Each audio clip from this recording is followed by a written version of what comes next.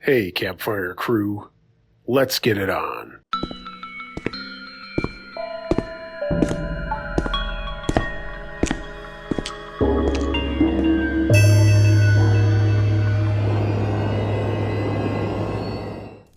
Almost Kidnapped on Christmas. Submitted by Elmo R. I always ignored the stories I was told because in my mind, that's what they were. They were just stories. Nothing would ever happen to me. I was wrong. So wrong. I was an experienced hitchhiker by the time I was 15. Of course, I had the occasional run-in with weirdos, but my experiences were nothing compared to the tales that I was told. That was until the day that changed my mindset forever. It was Christmas Eve 2015. I had spent the day with my best friend at her house in the next town over. Since she lives a fair distance away, I usually take the bus home. This day, however, I stayed later than usual and ended up missing the last bus back home. Not wanting to intrude on my friend's family time, I decided to leave, and I started walking in the direction of my town. I knew I couldn't make it all the way home, so I held my thumb out to every car that passed, and most of the drivers passed me without even a second glance, but after about 20 minutes of walking, I finally caught someone's attention. A black car slowed to a stop beside me, and I couldn't tell you the make or model. The passenger window rolled down as I approached it. I peered through the now open window to see a nice-looking elderly man. He appeared non-threatening, so I climbed into the passenger side of the car, and he greeted me with a sweet smile and asked where I was headed. As I had some experience with hitchhiking, I knew to not give him my exact address, so I gave him an address on a neighboring street. He started off in the direction of the town I live in, and the ride was going pretty normal for the most part. He told me about his life growing up, serving in the war, and some other tidbits. He genuinely seemed like a nice guy. He was just a little lonely. He then began telling me about his wife and how she had recently passed, and he was telling me how much I reminded him of her. At first, I thought it was nice that he was able to see some reminiscence of his late wife in me, and I liked the joy it brought him. However, after a while, he began telling me how young and sexy I looked. I was a bit put off by those statements, but I decided to just let it go. That was until I felt his hand caress my thigh, and I was completely mortified. I heard him whispering to himself. It sounded like he was saying a prayer. He was thanking God for leaving me on the side of the road where he could find me, that I was the best Christmas gift he'd ever received. I pushed his hand off me, which caused him to get pretty mad, and he squeezed my thigh hard, making me yelp in pain, and then he told me to shut up and be a good little girl. I was scared beyond belief. What had I gotten myself into? At this point, I was mentally freaking out and trying to think of some way to get out of the situation. I looked out the window trying to figure out where we were, and then I recognized the area and realized we weren't far from the school that I attended. We were still a fair distance from my house, so I decided the school was my best option. Bracing myself, I threw open the door and rolled out of the car, crashing into the ground. The impact knocked the breath out of me, but with a rush of adrenaline, I took off down a narrow alleyway towards the school. I could hear the man slam on the brakes and yell, but I didn't dare look back. I ran 2 blocks to get to the school, praying that he wouldn't see me. No one in this town really drives late, so whenever I would hear a car engine, I assumed it was him and dove into the nearest bushes, gasping for air as quietly as I could. I have never been so scared in all my life, and all I could think of was if I had just listened, I wouldn't be in this situation. When I reached the school, I ran around the back. I knew there was a little closet that was always unlocked that held some of the janitor's supplies, so I hid inside, paralyzed with fear. I knew my mother would be worried if I didn't return, but I was too scared to try and make it home. I ended up falling asleep in the janitor's closet, but ran home first thing the next morning. I told my mom everything that had happened the previous night, and she phoned the police. The police had me come into the station and file a report, and I gave them every detail I could remember about both the man and his car.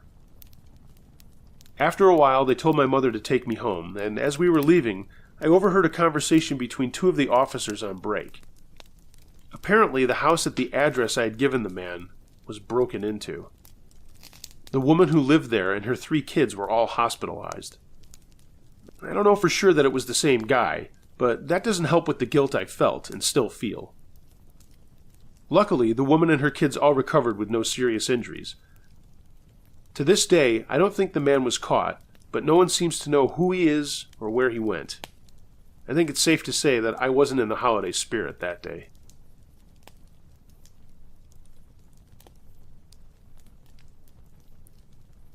The Bright Light and Calm Watchdog by Scarlett. I had an unusual visitor on Christmas Day 2008. I'm pretty sure it wasn't Santa Claus passing by my house in Bloomington, Indiana. The day started in typical fashion with the opening of gifts around the Christmas tree. I served an early Christmas dinner for family and friends, and everyone departed by 5, except my sister and brother-in-law who live with me. They were sleeping in a bedroom at the other end of the hall with the door open. I went into my bedroom with my dog Toby and shut the door securely. I was just dozing off when I heard the latch on my bedroom door open.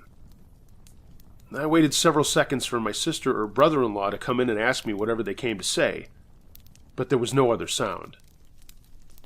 It was obviously nighttime, so my bedroom was pitch black.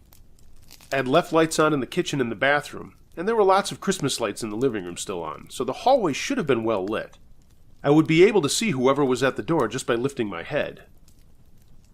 I pushed the blankets down and lifted my head from the pillow, but just as I would have been able to see who was in the doorway, an extremely bright light hit me right in the eyes. I shielded my eyes and yelled, "Turn off that fucking light! You're blinding me!" The light immediately disappeared, and I heard the bedroom door close and latch. My bedside light is a touch lamp, so I tapped it on and looked around the room. There was no one in the bedroom except me and Toby. Toby jumped off the bed and went to the door without showing any signs of alarm. At first I wasn't frightened, because Toby is a Dutch Shepherd, well trained to be an excellent watchdog and proven personal protection dog. Since Toby was already up, I decided to go let him outside and see what sis or brother-in-law needed. When I went into the hallway, I could see both of them still in bed. I took Toby to the living room to let him outside, and there was no one there either. So who opened my bedroom door and turned a spotlight on my face? Like most people, the thoughts of loved ones are always close at hand during the holiday season. When I first went to lie down, I was thinking about how happy I was that my small family enjoyed a pleasant Christmas, but it would have been so much better if my mother and brother had still been alive to share it with us. I'd like to think that it was my brother's spirit stopping by to say, "Merry Christmas. I still think of you too." I haven't been able to debunk this strange event or find any kind of rational explanation.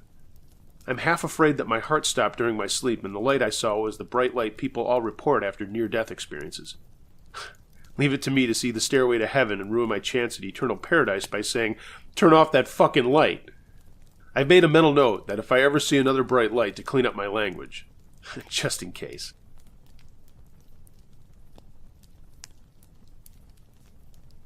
A Returning Relative by V. Page.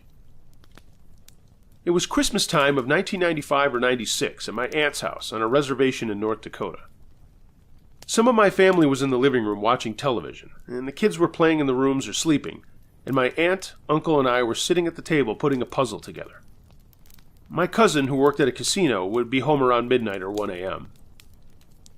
This night, as she pulled up and was walking towards the house, she looked in the window and saw me sitting at the table, my uncle sitting across from me, and someone standing to the left of me, and then someone else standing in the corner. She continued to walk in the house thinking nothing of it. As we were sitting there talking, she looked at me and asked who was standing next to me a few minutes ago, and who was in the corner. I told her no one, and she said, "Yeah, there was someone standing right next to you. It looked like your mom, and she was playing with your hair." I have long hair, which I used to wear down all the time. She said this person was running her hand on my hair, like a mother does to a child. It kind of freaked me out, being I was probably only 12 or 13 at the time. My cousin swears up and down that someone was standing over me, rubbing my head and watching me put the puzzle together with my aunt and uncle, and that there was another person standing behind this person in the corner. We got around to thinking it was probably her mom that she saw. My mom passed away on her birthday a week before Christmas back in 1992. In my family, we consider our aunts and uncles to be just like our moms and dads. And after thinking that it could have been her, it didn't scare me so much. However, we couldn't figure out who the person was that was standing in the corner. And always around Christmas time, something truly strange always happens. We've just chalked it up to her visiting us. I think that's all it is.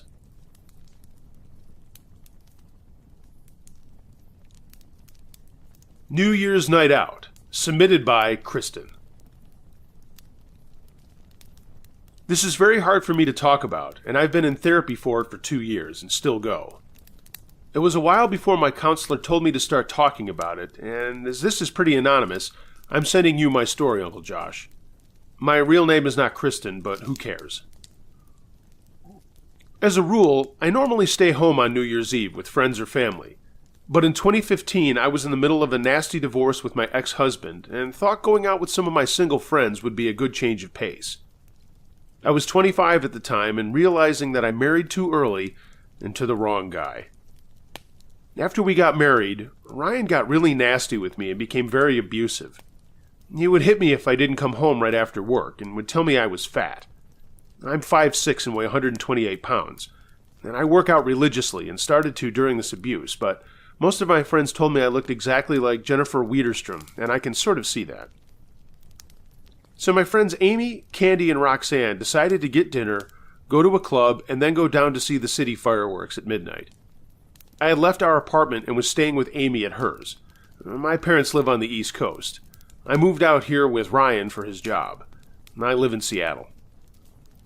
We all get dressed up, and I know the girls are putting on their best to attract guys, and I'm wearing this plain sweater and pants outfit I like, but Amy says no way. She hands me a low-cut satin blouse and one of her leather skirts, and I say, what the hell? I also don't wear much makeup because I like the way I look without it, but again, Amy says to live it up. So she starts doing my makeup, and Candy and Rox arrive. The stuff about the clothes and makeup is important, I promise. We had a couple of glasses of wine before we called a cab to go to a new restaurant that Rox got reservations for, and Ryan texted me about some bullshit, and I was determined to not let it ruin my night. I just told him I was going out and that I'd call him later. We left and had a great dinner and more wine and lots of laughs. I was feeling more comfortable as the night went on, and we took another cab to a dance club that was having a big New Year's Eve bash. We got in and went straight to the bar and then the dance floor, and we're having a great time laughing, and it was just great. I don't know about you guys, but sometimes when girls are dancing together, we're not really asking you to approach us, but sometimes we are. I know, we can be complicated creatures to say the least. So we're dancing away, and a couple of guys come over to us and start talking as we're dancing. They seem nice and fun, and we just kept dancing for a while before we decided to take a break. We found an empty table with a couch and plopped down, and one of the guys, I'll call him Mike, went to get more drinks, and the other guy, I'll call him Rick, sat down between me and Candy. We talked loudly over the music, and my buzz was going pretty good at this point, even though it was only around 10 at night. Like I said, we were going to the Space Needle to see the fireworks, so I decided to lighten up on the wine. We kept chatting, and then I looked up and saw my ex standing at the bar staring straight at me. How the hell did he know I was here? Rick leaned over to me and put his hand on my thigh and said, "Wow, do you work out?" Total cheeseball. I said yes, and removed his hand and placed it firmly on his own thigh. Ryan had now made it over to us and said, "Can I please talk to you?" I gave out a loud sigh. Rick got up in his face, and I told them to both stop, as I could see they might start fighting. I took Ryan by the arm away from everyone and asked what the hell he was doing there and why he was bothering me. "I just wanted to say I'm sorry for everything," he said. I wasn't ready for marriage. I'm not even ready for growing up yet." "Are you drunk?" I asked him. He smiled and nodded and said, "Yeah, but I mean it. I'm sorry for smacking you. I'm sorry for everything I've said. I'm just embarrassed, and I want to end this year letting you know how I feel. I want to go back to just being college kids again, but I know that's never going to happen." I just stood there for a minute, and the tears started to come, but I wouldn't let them out. "I can't forgive you for hitting me, Ryan," I said, "but I can accept that you're sincere. It's okay for you to say this, but how did you know I was here? He picked up his iPhone and told me he used the Find iPhone app with my Apple ID.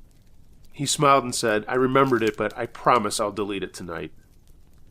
He leaned over and kissed my cheek and said, I'm so sorry, Kristen. Enjoy your night with your friends. Happy New Year. And then he just turned and went back to the bar. I stood there for a while just looking at him, and Candy came over to me and asked if I was okay. I burst into tears and we went to the bathroom together, and I told her everything that had just happened. I then told her I just wanted to go home, and I wanted to be alone. She offered to go with me, but I said, no, I'll be fine. I knew they were all hooking up with guys and just wanted to get out of there. I didn't want to be a wet blanket. Reluctantly, she said okay, and that I needed to text or call her when I got back to Amy's apartment. She would tell the others what was going on, and I just rushed out and hailed a cab almost immediately and set off for the apartment. This was the biggest mistake in my life so far. I went inside, texted Candy, and then just bawled my eyes out. I was only 25 and felt like I had totally ruined my life and was just really upset. I curled up in a little ball with a bottle of wine and just sat there crying until there was a knock at the door. I looked at it for a minute, and then the knock came again. I got up and looked through the peephole, but it was dark, and then I did the dumbest thing I could have. In my drunkenness, I thought maybe it was Ryan, but when I opened the door, all I remember is seeing a guy standing there before a hand reached out and slammed my head into the doorframe. That's the last thing I remember until a bit later. When I woke up, I couldn't see out of my right eye, but I knew I was in Amy's bedroom by seeing the stuff on her walls with my left. I tried to get up, but my hands were taped behind my back, and there was tape over my mouth. I then heard a voice say, Good, you're awake. I don't like fucking someone while they're asleep. I then felt hands unzipping and pulling my skirt down, and then my legs being forced apart. I started to try to move, but a hand smashed the back of my head, and the guy said, Look, you bitches shouldn't get all dolled up like this if you don't want it. I kicked out and landed a shot on this man who was behind me, and he gave out an oof, but then he hit me again and said, Okay, now it's going in your ass, bitch. I didn't panic. I didn't freak out. I went into survival mode and began kicking with all I had. I hit him a bunch of times and was struggling to turn over, and finally did to see it was Rick from the club. He leaned in to hit me again, and I kicked him solid in the chin and he fell backwards. As I mentioned, I work out a lot, and it was a good shot. Suddenly he fell forward onto the floor, and behind him was Ryan. Now I was scared, drunk, hurt, and confused. Ryan had just smashed this guy in the head with a rolling pin. He later told me it was the only thing he could find, and then he untied me and took the tape off my mouth and looked at my swollen eye. He said the police were on their way and to take it easy. Yeah, easy for him to say. I just lay there on the bed as Ryan sat in a chair with his foot on the back of Rick's neck until the police came in. They told Ryan to get up and put his hands against the wall, and then did the cop thing despite me telling him that he was okay. They put him in handcuffs and took him away, and the same with Rick, all while I was screaming to let Ryan go. They told me it was procedure or something, so I started to calm down a little bit, but was still breathing heavily and was in total shock. They took me to the hospital for treatment and suggested I stay the night. And then after talking to me and Ryan, Ryan was cleared of everything, and he came to the hospital to see me later and told me what happened. So, what happened was, Rick had tailed me from the bar when he heard I was going home, and he knew I'd be alone. Ryan saw him leave right after me and had followed suit, once again using the Find iPhone app. Rick waited a few minutes before knocking on my door, and then hit me and tied me up. Ryan was only a few minutes behind him and got there just in the nick of time. Rick was charged with attempted rape, assault and battery, trespassing, illegal entry, and more. He was some stockbroker from Seattle, but he doesn't have that job anymore, I assure you. He's wearing King County orange for a while. Amy, Candy, and Rox all came home to the police in the apartment, not knowing where I was, but they finally found out and came to get me the next day when I was discharged. The aftermath of this has been devastating. I don't go out to clubs anymore. Only to the gym and work and other places with my friends, but not bars. Ryan and I patched things up okay, and though we're divorced, We still talk and are good friends. I guess that's the way things should have always been with him and I. I can't stop thanking him, and he can't stop saying he's sorry. We're idiots. I did run into that Mike guy at a work convention. He told me he was so sorry that he had heard what happened and that he didn't know Rick was like that. They had only been friends for a couple of months before they went out that night. I told him it was okay and it wasn't his fault. Ladies, be careful out there this New Year's. Most guys are great guys, but there are some that are less than desirable. Be cautious, and most of all, don't leave your friends and wander off alone. Thanks for sharing this, Uncle Josh. It was hard to tell, but somehow you made it easier. Uncle Josh footnote. What you just shared was unbelievably scary, and I'm glad you're okay. I don't make anything easier. You did it all on your own. Happy New Year.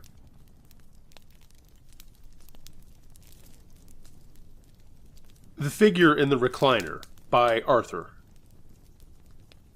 My mother, to whom I was very close, passed away in 1964 when I was 17 years old. I left home that year and moved to Ontario from Nova Scotia. In 1969, I met a girl who I will call Karen, and we got married in March of 1970. In December of 1971, we were expecting our first child and were living in a small 1.5-bedroom bungalow. There was a fireplace in the living room, and my wife and I loved the fireplace, and we had it lit every night. It was Christmas Eve 1971, and we had just finished putting the gifts under the tree and had a nice fire giving off a beautiful glow. On the tree, one string of lights, which was supposed to flash, had stopped several days before. It was 5 minutes to midnight when the fireplace suddenly just about went out, and the string of lights started to flash, and the other lights stopped flashing altogether. My wife and I were sitting on the floor, and it had become very chilly in the room. I looked over to my lazy boy chair, and a figure was sitting there. My mother, with a big, beautiful smile on her face. My wife, who had never met my mother, said she could see the same thing, and this ghost or whatever it was never spoke, but just kept looking at me and my wife smiling. At 12 midnight, the fire in the fireplace started up again, and the lights on the tree stopped flashing, and the others started flashing again. I looked over to the chair, and whatever was there was gone. No matter what I did to those Christmas lights, they never did flash again.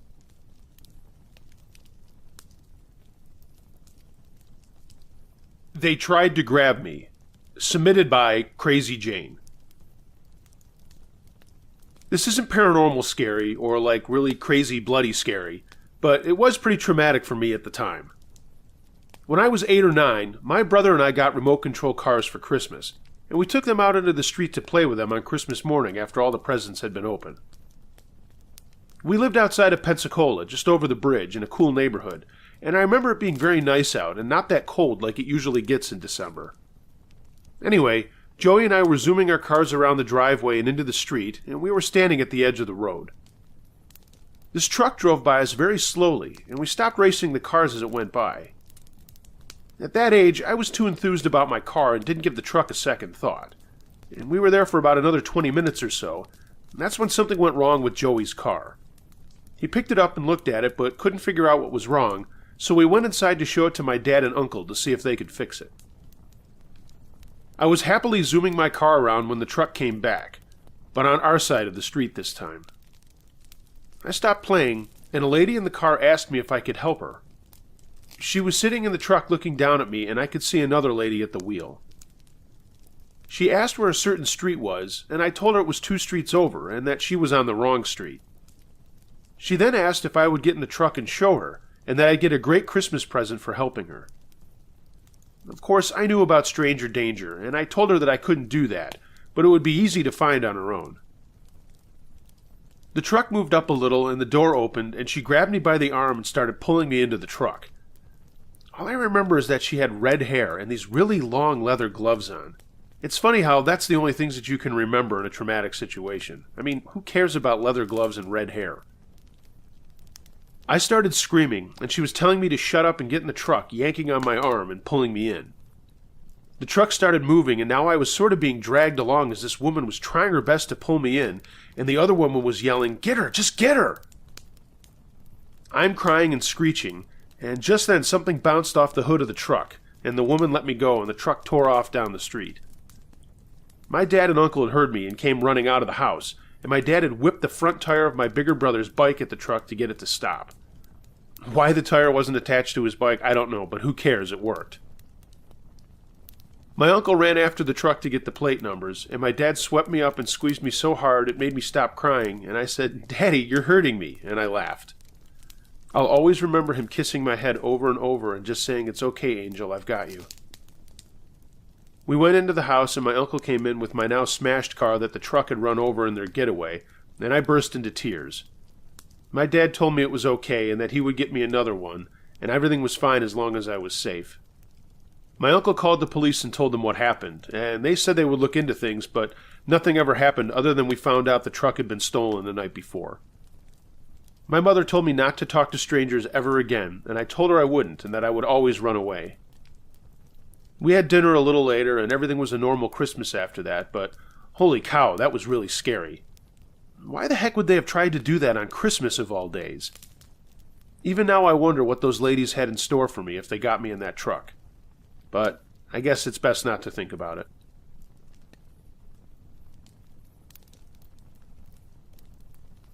I should have gone to church. Submitted by Riley51. This is a true story from about 1987. It happened a ways outside of Cadillac, Michigan, and it was Christmas Eve, and my family was going to midnight mass at our church, about 25 minutes away from our house. Church was actually like at 10 and not really midnight, but I guess that's neither here nor there. I didn't want to go, and it pissed my mom off, but my dad told her I was old enough to make my own decisions about religion. I was 16 at the time. So, my little sisters and brother and my parents went, while I stayed home just to hang out and watch TV. Well, about 10 o'clock, I heard a strange noise coming from outside, and Benny, our gigantic black lab, started getting antsy and just growling and staring at our sliding glass doors to the deck out back. I told him to give it a rest and went back to watching TV. And then I heard something at the front door. It sounded like someone messing with the outer door doorknob. I slowly got up and then saw a shadow pass by a window in our living room where I was. Benny got up and started growling louder at our sliding glass windows. I went and opened the doors and looked outside, but didn't see anything. But Benny kept growling real low and his eyes were alert. I snapped the inside lights off and turned the outside lights on, and at the far end of our property, I saw a figure of someone. I backed up and ran to our basement and got my Remington 870 and loaded it with some buckshot. I ran back upstairs and went over to the door. Now, these doors sucked, and the lock on them was always sketchy. Sometimes they wouldn't lock, and other times, if you slammed it shut hard enough, they would lock themselves. So I put some boots on and opened the door, and Benny immediately went after the figure, and it stood up. I hadn't realized it had been crouching. Whatever or whoever it was at least 8 feet tall. We had a bunch of arborvitae trees back there, and this was taller than them, and I could see it was really hairy, and it turned and ran away real fast from the house with Benny on its tail. We've got neighbors that talk about seeing a Bigfoot-like creature around here, but we never had, and I like to think to myself that, wow, maybe I did that night. I take a step out and close the door and realize too late that this is the time it's going to lock on its own. I check, and yep, it's locked. It's like 20 degrees out, and all I've got on are sweatpants, a t-shirt, boots, and that's it. I call for Benny, and after about 5 minutes he comes back bounding through the snow. I pet him and then wonder if the garage side door is unlocked, or maybe the front door, as that's the door my family went out to go to church. I walk around the side of the house, and of course the garage door is locked. So I keep going as Benny is sniffing around at something in the bushes. I turn the corner to the front of my house, and there's a guy messing with my front door. I pause in shock only to hear him mutter, "For Christ's sake, they left it unlocked. I've been wasting all this fucking time." He was clearly there to rob my house and had no idea I was home. I gathered up my courage quickly and stepped towards him and yelled, "Put your hands up!" He stopped, turned towards me, and started in on this convoluted story about how he was lost and he was looking for help. I told him to get the hell out of there, and he started to back away and says to put the gun down.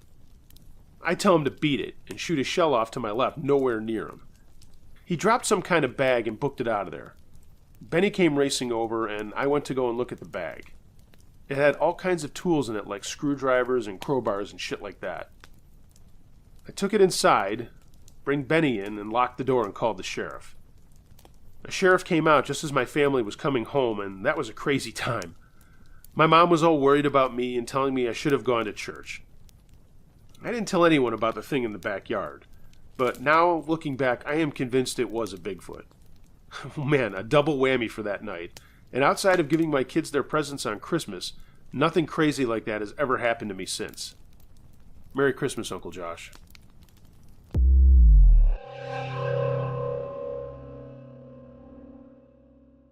They Followed Me, submitted by Denise P. I was an RA at a university in Tennessee. I'm a female, and I was 20 years old at the time, and a junior. As much as I loved being an RA for my dorm, one thing that sucked is you had to wait for all of the residents to leave after dead week and exams before you could go home for your holidays and winter break. When this happened, it was 2010, and for whatever reason, the last exam that was posted for anyone on campus was December 21st, which was a Tuesday. It was also scheduled for 5 p.m., which meant that anyone in our dorm who was taking that exam might not be back until 6:30 or maybe 7. And that sucked for us RAs because it meant if those students didn't leave immediately, we could be stuck there till late evening or even have to stay an extra day before we could go home. Despite all my worry and desire to get out as quick as I could, it worked out that our RD told all of us that we could leave by 9 p.m. regardless of anyone staying later, making arrangements to leave and go wherever they were going for winter break. I lived in Camden, Tennessee, about 4.5 hours away from where I was going to school, so I was debating back and forth whether it made sense to leave at 9 or 9:30 and drive through the night, or just wait until the next morning to leave. I finally opted for the first choice and helped my RD check all of the rooms I was in charge of, looking around to see if the windows were locked, nothing was plugged in, and all the doors were secure. I did my paperwork and finally packed up my little Impreza and started for home at close to 10, figuring I'd be home around 2:30 in the morning. Thankfully, I'd prepared the day before by filling up with gas and getting some soda and snacks so I wouldn't have to stop on the way home for anything unless I needed a pee break. I left campus, made my way onto Interstate 40 and headed west. I was super excited to go home and have time off before having to go back before the other students, as all RAs usually have to do. Our break is never as long as the people who live in the dorms. Things were going along smoothly, and I was just listening to a mix CD that I had made. Oh my god, I just said CD. As I made my way past Kingston, a black Malibu came flying onto the interstate from the on-ramp and nearly ran into me. I was tired, but I was paying attention, and I just moved out of the way into the left lane and let them go ahead of me in the right lane. I remember reaching for a bag of Sun Chips, and then looking up to see the car slowing down in front of me. There wasn't a ton of traffic, but it wasn't exactly dead on the highway. But there was no real reason for these people to put on the brakes. And after they slowed down to like 35, the car took off again, and I lost them in the distance as they were really moving. I didn't think anything of it, just thought maybe they were also looking for something in their car and didn't realize they had slowed down as much as they did. I've been known to do that myself. About 5 or 6 miles later, I saw a car on the side of the road with its flashers on, so I moved to the left lane again as soon as I could. Couldn't help but notice it was the same black Malibu that had gotten onto the road in Kingston. I just kept motoring along, thinking about sleeping in my own bed and seeing my friends and family. A little while later, I noticed a car move from the left lane into the right lane where I was driving, and it got right behind me. And I mean right behind me. Tailgating like all hell, even though there was no one in the left lane and no reason to be behind me. I sped up a little to give myself a cushion, but the car sped up as well. After about a mile or so of this car tailgating me, it moved into the left lane and pulled alongside me. I looked over briefly to see who was in the car, but the windows were very tinted and I couldn't see anything. The Malibu stayed right alongside me for another mile or so, even though I tried to drop back or speed up. They matched whatever I was doing, whoever it was at the wheel. Finally, a semi-truck was up ahead of me in the right lane, and I had to slow down for obviously I couldn't move into the left lane. The car stayed right alongside me until we were right behind the semi, and then it shot ahead. I was now a little nervous about this, as it was not normal behavior for anybody on the road to do that. So I called my parents on my cell phone, but they didn't answer, so I just left a message. And then I tried my brother, and he also didn't answer his phone. I then called one of my best friends, and she thankfully answered, and I told her what was going on. She too thought it was very odd, but told me to just be safe and not do anything stupid. She said if it got any worse and they continued to play games, wait until I could get off the road and take an exit before they could react to what I was doing. She assured me that it wasn't going to be necessary, but it was just something that her father had told her to do if anything had ever happened to her on the road. We kept talking as she wanted to be there for me, knowing I was freaked out, and I appreciated that. It was about an hour later that I realized I did have to stop for a pee break, and I did so in a town called Gordonsville, where I knew there was a big truck stop. I also kind of wanted to stretch my legs after a 2-hour section of driving. I pulled off the road into the parking lot, and got out and immediately did a few stretches before walking into the building.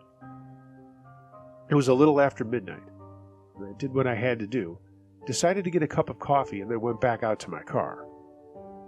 Before I got in, I looked to the edge of the lot to my right and saw a black Malibu parked there. At the time, to be honest, I couldn't 100% be sure it was the same car. I mean, how many black Malibus are there out there? Hundreds, thousands. But it made me a little nervous, and I tried calling my parents again before I took off. My mom answered the phone, and I told her where I was and what was going on, and that I thought someone was following me or just at least messing with me on the road. She gave the phone to my father after telling me that I just needed to relax and I should just get back on the road and get home. But my dad was a little bit different and started asking questions. He asked me if I could get the license plate to the car and take a note of it, and also look for any distinctive marks on the car if they were there. My dad is an insurance salesman and is always looking for stuff like this. He has an eye for detail and has had experience with so many accidents and things like this that he knows what to look for. I looked over at the Malibu that was pointed at my car, but there was no front license plate. I told him that the windows were heavily tinted, but it must be the same car. That was all I could tell about it. He just said, "Okay, be safe, but check in with us every half hour or so for the next 2 hours of the drive just to be sure." I told him that I didn't think that was necessary, that I'd be okay, and I knew that they both had to work in the morning. But he said, "Just do it. It'll make me feel better." I said okay, and then got back on the road. After a few miles, I realized that the roads were a lot more sparse than they were earlier. It was easy to see the lights behind me that were coming up rapidly. Again, it was the same thing. The car started tailgating me when no one was in the left-hand lane. I started getting more nervous, thinking it was the same car, and, lo and behold, a moment later, when it pulled around the side of me, it was the same black Malibu. This time, when I looked over, the passenger window was down, and someone in the passenger seat flicked a cigarette at my car. Obviously, it didn't really do much and blew away pretty fast, but when I looked over again, I could see 2 women in the driver's and passenger seat. An arm came out of the window, and a hand pointed at me before the car took off again, doing at least 90 to 95 miles an hour, as I was doing an easy 75. So began an hour of them speeding up, dropping back, speeding up, dropping back, getting in front of me, slowing down, the whole gamut of bullshit angry driver stuff. I called my dad and told him what was happening, and he said the same things again, try to get a license plate, and then to call the THP, and he was going to do the same thing. The car sped off into the distance, and I got off at an exit I don't remember, but I called the THP and made a report after I repeated the make and model of the car with the license plate. They said they'd be on the lookout for it and to call back if I saw it again. They asked if there was any damage to my car or if I felt threatened, and I said yes to the second question. I was more than nervous now, and frankly, I was waiting for that car to show up again. I had about another hour and 15 minutes to go before I got home, and my mom stayed on the line with me the entire way when I called her back. I didn't see that car again at all, But the longer the time went on between the last time I saw them and now, I started to calm down. At long last, at about 2:40 in the morning, I was off the interstate and making my way through town to my house. I pulled into the driveway and breathed a sigh of relief. Grabbed some stuff while leaving a bunch in the car, as I didn't feel like unpacking everything that late in the morning. I just wanted to get inside, see my parents, and take a shower. I was dead tired and ready for bed. I saw my parents and told them that I would talk to them more in the morning, and that I felt bad that they were up over my stupid trip home. I hit the bathroom, got cleaned up, and as I went into my room, I turned on my bedroom light and saw that my mom had turned down my bed for me. She's so cute, and that made me smile. I turned off the light, and still smiling, moved to the side of my bed, and that's when the smile ran from my face. Out of my window that looked over the front yard of our home, I saw a black Malibu parked in front of my house. I didn't mean to, but I screamed, and my parents came running in, and I pointed out the window and said, "That's the car! That's the car! Somehow they know I'm here!" My brother had also gotten up and had no idea what was going on, but when I kept repeating, "The car is outside! The car is outside!" he immediately ran downstairs, but by the time he got out into the yard and by the time my parents had a chance to see the car, it took off like a bat out of hell, screeching its tires. My dad and I called the local police and told them what had happened on my way home, and that we had filed a report with the THP. They said they'd be on the lookout for the car, but they weren't sure if there was anything they could do, as it would be my word against them, and there was nothing in the law against a car being parked in front of a house. About an hour and a half later, I finally decided that I could go to sleep. My dad stayed up because he said he couldn't sleep, but in my heart of hearts, I knew that even as though I was a grown woman, he was trying to protect me. The next day, we followed up with the police, but they had nothing to share with us. They said they would continue to look for the vehicle of that description with the license plate. It was the last time I saw that car, and to this day I cannot figure out who it was, why they followed me, and how they knew where I lived. As far as I knew, they should have been farther down the interstate long before I got off an exit to get near my hometown. How they got back on the road behind me, I will never know. My holiday vacation was good, and each day after that incident made things better. But when I do look back on this, it still creeps me out. What did those women want? And what would have happened if I hadn't noticed them out there parked in the street in front of my house? And what would have happened if my brother hadn't run out there and chased them away? It's things that I don't like to think about.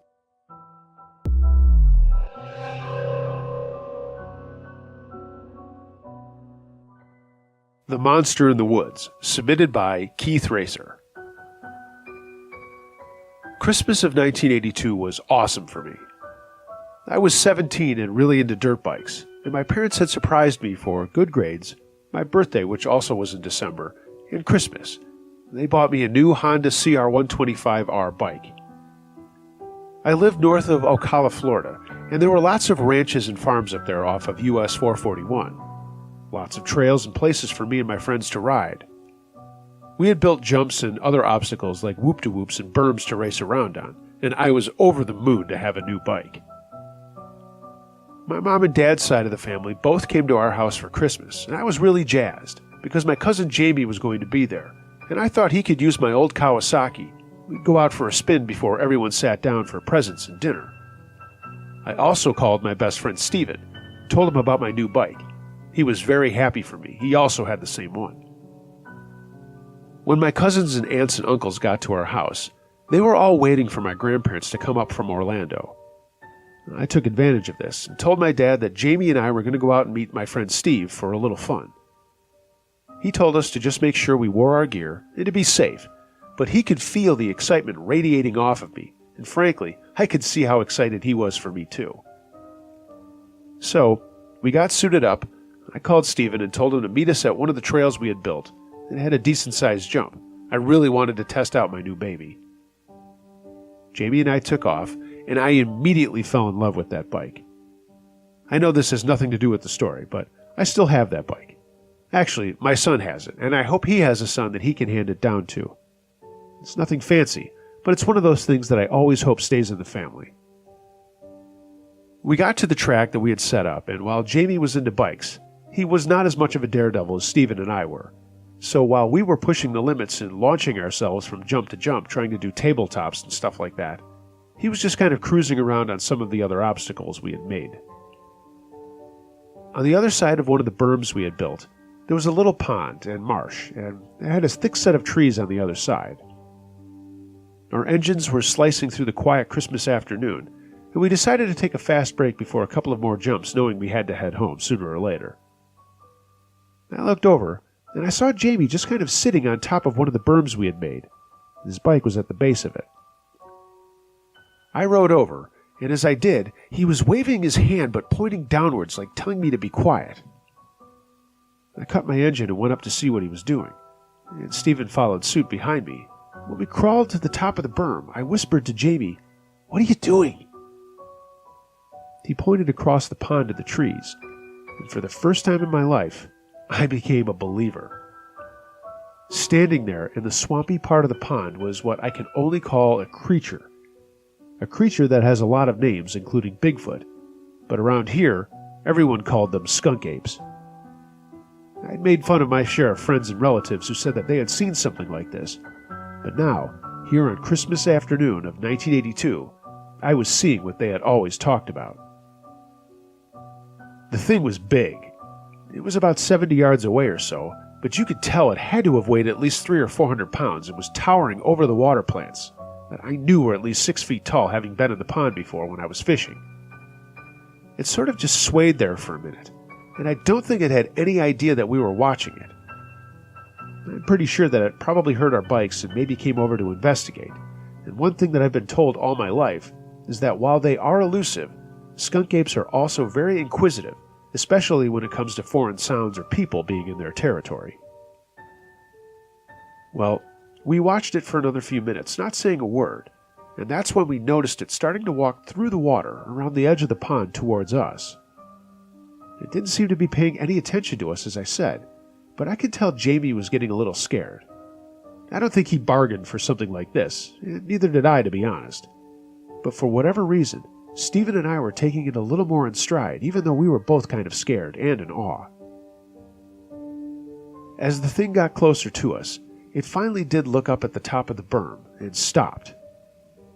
We couldn't see any facial features, but we knew it was looking right at us. For a moment, it didn't do anything, but then it let out a howl like I've never heard again ever in my life. I've been hunting, I've even been on safari, and I've never heard a howl quite like it. In the best way I could describe it, it was a mix between a man and a primate, but it was very, very angry. After it howled, it started moving towards us, and it didn't take much for us to lose it, slide down the berm and jump on our bikes. We all got on them at the same time and kick-started them to life, and we heard that howl again. And when I looked over my shoulder before taking off, this thing was coming over the edge of the berm, and I knew if we didn't take off right then, we'd be in serious trouble. Steven was in the lead, Jamie was in the middle, and I was in the rear. We raced alongside our little track, skipping all of the obstacles and the jumps, just trying to get the heck out of there as fast as we could. After about a quarter of a mile, I stopped and turned around to see the thing standing on one of the far jumps. Again, it was just swaying there, but it was clear it was not going to chase us any further. Jamie came back alongside me, and we both watched as it turned and walked into the woods on the side of our man-made trail. We didn't say a word, it just turned and headed for home. We all got back to my house and went inside, bursting with what had just happened and telling everyone what we had seen. It drew a couple of laughs from my family, but Steven was adamant and said, "No, you guys don't really get it. That thing is out there somewhere." I suppose it makes sense for me to tell you that our house was about 2 miles from where we saw the thing. So as teenagers, we were still kind of worried that maybe this thing would wander over towards my house. Finally, Steven had to go home, and Jamie and I got cleaned up after things calmed down. My uncle, Jamie's father, was one of the people who had said that he had seen a skunk ape when he was a kid, and was one of the adults that didn't give us the business when we told him about what we had just seen. He pulled us aside later, bourbon in hand, and asked us to tell the story again. He asked us to describe the thing, and kept shaking his head saying, Yep, that sounds about right." We told him that we were worried that the thing might come to the house, and he said that he didn't think that was going to happen. That was my first and last encounter with Bigfoot, skunk ape, Sasquatch, whatever you want to call it. I don't think anyone else in my group of friends or family ever saw anything out there again, and we continued to ride at all hours of the day despite that first few times being a little worried that it might show up again. But it never did. It was a great Christmas because of the bike, and now in my memories it's even cooler because I got to see something that not a lot of people do. 2 great Christmas presents.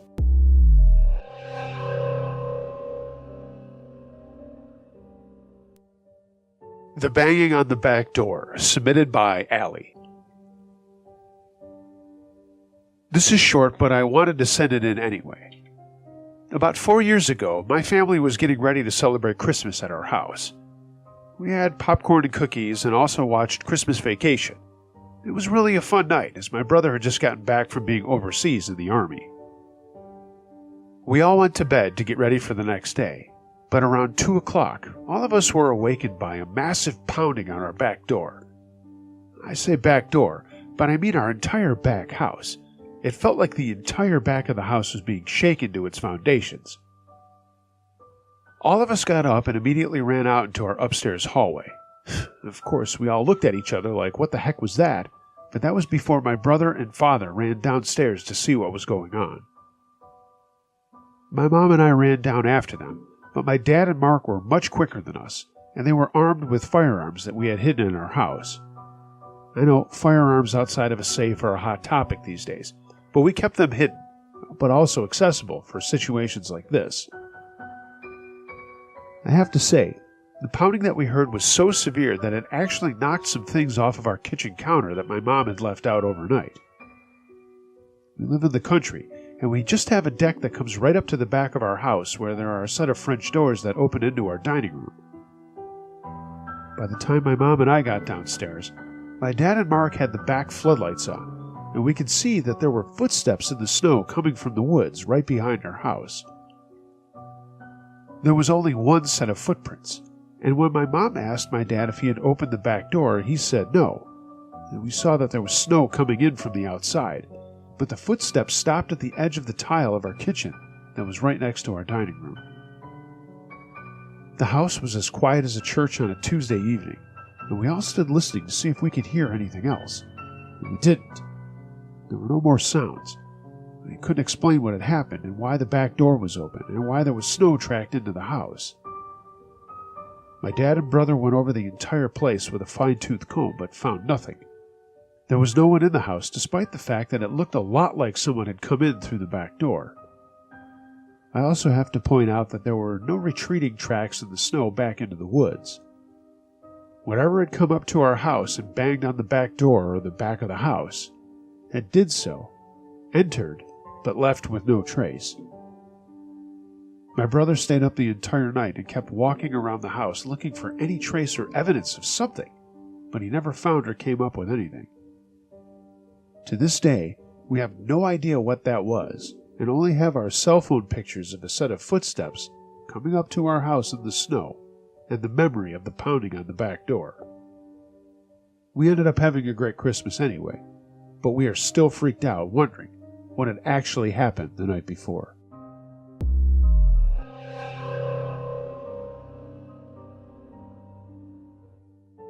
Christmas Ghost, submitted by Derek's Dominoes. This is more weird than scary, but I think it's fitting to send to you at Christmas. I'm a new subscriber, and I like how you say that you read all the stories that are sent to you, and perhaps I'm putting you to the test. My grandfather died when I was 7 years old. I still have fond memories of him and the times that I did get to spend with him and my grandmother. They lived 2 streets over from my parents when I was growing up, and they took care of me and my little sister all the time. My grandfather got sick on my 7th birthday, and while we thought that he would recover, that wasn't to be, and he passed away on December 4th of that year. My grandmother was devastated. He was only 58 at the time, and since this happened, and now that I'm much older, I've had conversations with her, and her biggest fear was not that she couldn't get along without him. It was her fear that she would have to live another lifetime without him. Him not being around was the worst fear that she had in mind. And she was a tough cookie, and still is trucking along at 88 today. She still lives in the same house, still works part-time at the same job, still volunteers at her church, and is just an awesome lady. But she still had one quirk. She always set a place setting for my grandfather every Christmas because that was his favorite holiday. When she first did it, I remember my dad, and it was his mom, asking her why she was doing that. And after 2 or 3 years, he actually pulled her aside and questioned her about holding on to the past and not moving forward. By then I was 10 and much more aware of my surroundings, and I remember her saying to my father that she wasn't holding on to the past. She just wanted that day to be special, for my grandfather, for her, and just to let her do what she wanted to do. My dad backed off, and the tradition went on. Every Christmas, there was a place setting for my grandfather. On the 5th year that he was gone, we were having Christmas at my grandmother's house, as we always did. My uncle and cousins came in from Iowa to spend the holiday with us, and an extra couple of days, too. We lived in Chicago. There was always lots to do, and it was super exciting, not only to have presents and all the awesome food, but there was always fun trips and places to go with my cousins. Like always, Grandma left a place setting at the head of the table, and when we sat down to eat, my grandmother said grace. We all dug in, and no one noticed that the glass that my grandmother had set out for my grandfather was no longer at the side of his plate. And when we looked, it was now on top of it. That was something he always did when he was finished eating. I don't know why, but when he was done with his meal, he would drain his glass of water or whatever it was that he was drinking, and then put it on top of his plate. My mother was the first one to notice it, and pointed it out, and asked if my grandmother had done that on purpose as some sort of acknowledgement or tribute to my grandfather. My grandmother just looked at it, turned pale, and said, "I didn't do that." The skeptic in me, even at such an early age, immediately made me think that it was just an oversight. My grandmother really did do that, and she just forgot about it. But, at the same time, I was kind of in awe that it happened. No one said another word about it, and we just kept on eating. But I heard my dad and uncle talking about it later while my mom and grandmother were doing dishes, and I was just trying to help out in the kitchen. The two of them were still in the dining room having a beer and smoking cigarettes, talking about what I had just noticed and what everyone else had seen as well. The next year, we convinced my grandmother to have Christmas at our house, and she reluctantly agreed as long as she could help with the cooking and baking and all that stuff that grandmothers are so good at. She made my mom promise to have a place setting for my grandfather, and my mother said it was not a problem. When we had dinner, we were all laughing and telling funny family stories, and my grandmother was sharing funny things that my grandfather did when they first got together. This time, I was the one to notice that the glass that my mother had put out was now on top of my grandfather's plate, as were the pieces of silverware that had been lined up so neatly on either side of it. It was just like he had finished a meal and was waiting for someone to take away his plate. We'd never experienced anything strange or paranormal in our house, so this was a first, and my skepticism as a kid was starting to be whittled away. No one had been anywhere near my grandfather's place setting, and we had no explanation for how that had happened. For the next couple of years, we went back and forth between my grandmother's house and ours. We always had a place setting out, but nothing ever happened with my grandfather. So I think in the backs of our minds, we all chalked it up to someone just maybe doing something and forgetting that they had actually done it. I'll skip ahead to when I was a senior in high school. We were having Christmas at our house that year, and in an effort to streamline that day and make more time for presents and that sort of thing, as my sister had just had her first child, I set all of the plates, glasses, and silverware the night before. The dining room was all set, and it was just something that I wanted to help out my mom with. That night, I woke up at around 1 a.m. on Christmas, and to hear our front door open and close. I heard footsteps walk across our hardwood floors, and I swear I heard the sound of a chair being pushed back in the dining room. For a moment, I thought it was my dad who was trying to sneak in some presents or something. I got up, went to the bathroom and got a glass of water, and then went back to sleep after turning on my radio to listen to some music. About an hour later, I woke up again to hear the sound of footsteps on the hardwood floors, and the front door opened and closed again. This time, my curiosity was piqued, and I had to go downstairs. When I did, all was quiet and dark. And of course it was. It was about 2:30 in the morning. So I just went to get a glass of milk in the kitchen, and I walked through the dining room and then turned on the light to guide my way. I couldn't believe what I saw. The place setting that we had laid out for my grandfather had been disrupted. The water glass and the silverware were now on top of his plate, just like it had been years before. My mother came down to see if I was okay. She noticed that I had woken up and had come downstairs, and I pointed out what was going on in the dining room. She just stood there with her hand in her mouth and quietly walked over to the place setting, picked it up, and took it off the table. She told me to put the glass back into the china cabinet and put the silverware back in its box. And that was the last time we set out a place for my grandfather. When my mother told my grandmother about it, she said that it was finally time that tradition had stopped. And she wasn't angry with my mom, and she wasn't sad. But when I told her the story about the door opening and closing and the footsteps, she was convinced that it was my grandfather finally saying goodbye, as my sister and I had finally grown up, and he no longer needed to watch over us. I have no explanation for how any of that happened, but it doesn't matter. I'm still a staunch skeptic, but I saw what I saw, and regardless of what it was or why it happened, it was a comforting thing to think that my grandfather was still with us at the time.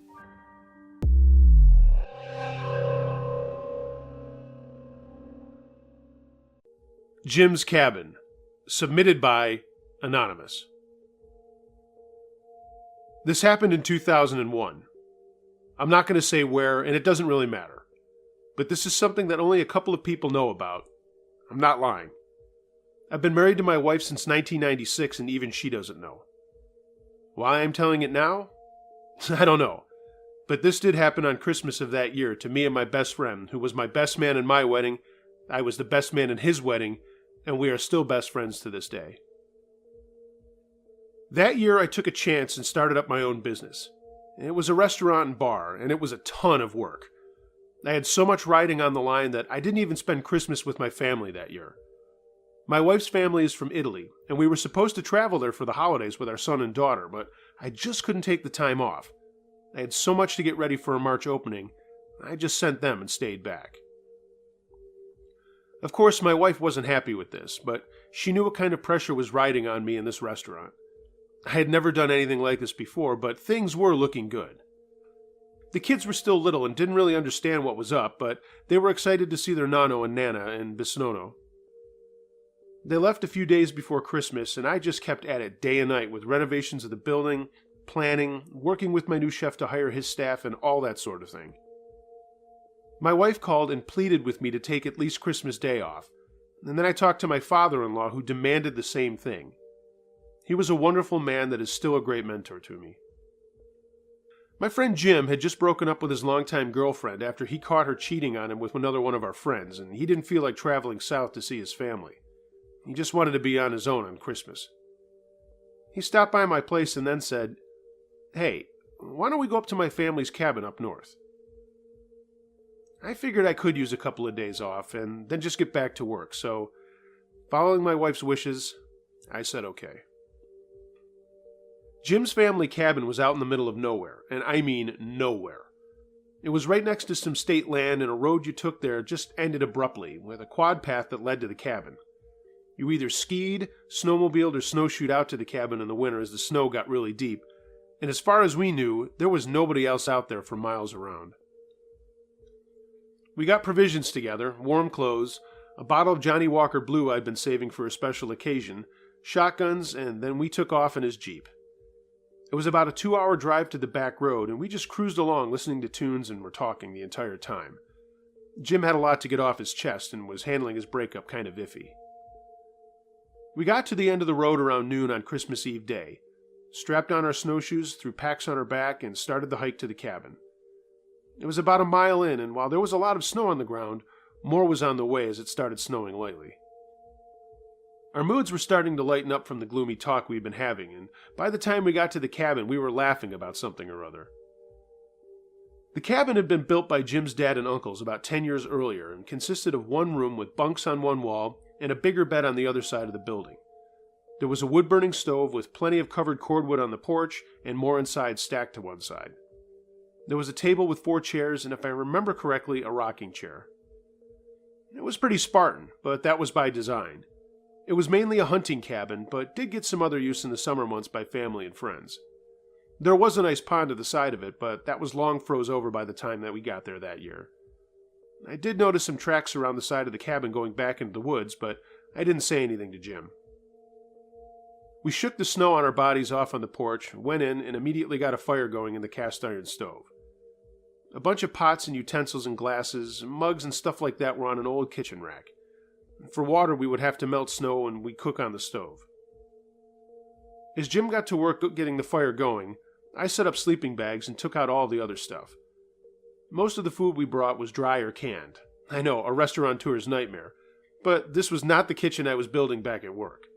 It would have to do, and honestly, it was kind of fun.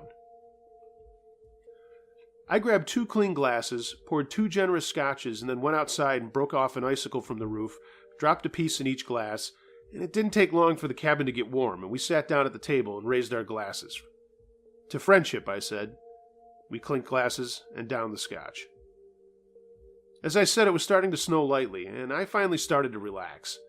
It was warm, the scotch was warming me from the inside, and we just kind of sat there letting our problems slide away. Hey, before we get too juiced up, want to go out and take a walk in the woods? Jim asked. I shrugged and said, yeah, why not? Let's work up an appetite, come back for dinner, and then I'm going to spend the rest of the night whipping your ass in cribbage. He laughed, and we got up, put our boots and outdoor clothes on, grabbed the 2 shotguns, and out into the snow we went after shutting the stove door a bit.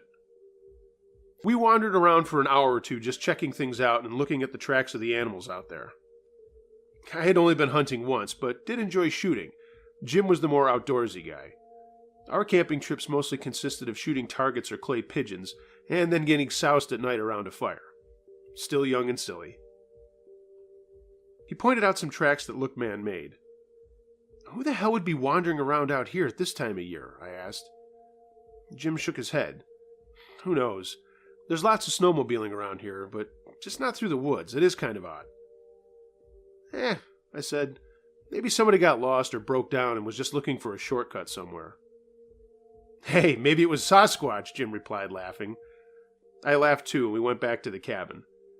It was about 4 in the afternoon. It was just starting to get dark, so I brought my gear in and let it thaw on a big rubber mat just inside the door, and man, was it warm in the cabin. I got 2 cans of soup out and dumped them in a Dutch oven, sliced up some nice bread we bought, toasted that in the skillet, and then poured another scotch. Jim was busy checking something on the chimney outside, and he came in and saw me in the rocking chair in front of the fire and followed suit.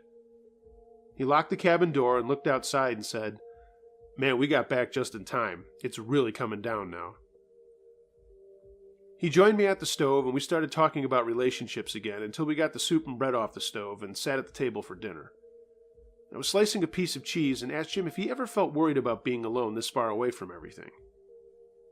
He was about to answer, and there was a thump on the side wall of the cabin. We looked at each other and figured it was just a tree branch and went back to eating. We cleaned everything up and set to playing some cribbage while listening to a local radio station crackle over the speakers of a survival radio that was in the cabin. I hate country music, but that's all we could get in. After another scotch or two, there was another loud thump on the side, so Jim got up, grabbed his shotgun, and went out onto the porch. I followed him, and when we got to the side, there was nothing there, but there were more footprints coming and going from the woods. He said. This is odd. Who would be out here in this kind of weather walking around? And if they wanted something, why not just knock on the door? We went back in, sat down, and started talking about my new venture with the restaurant, and that's when the knock at the door came. We both turned slowly and just stared at it for what seemed like forever. It came again, and Jim went over to it and opened it a crack. On the porch was this really skinny guy wearing a jacket better suited for spring, ski pants and boots. No hat, no gloves. He was shivering and asked if he could come in. How were we going to let him stay out in that stuff with the way he was dressed? We let him in and shut the door. "My name's Bill," he said. Not his real name, mind you. "I was out on my friend's snowmobile and we got separated, and I've been looking for him everywhere. I got lost and saw your cabin. Can I use your phone?" Now, I did have a cell phone, but it sure as hell didn't work out here.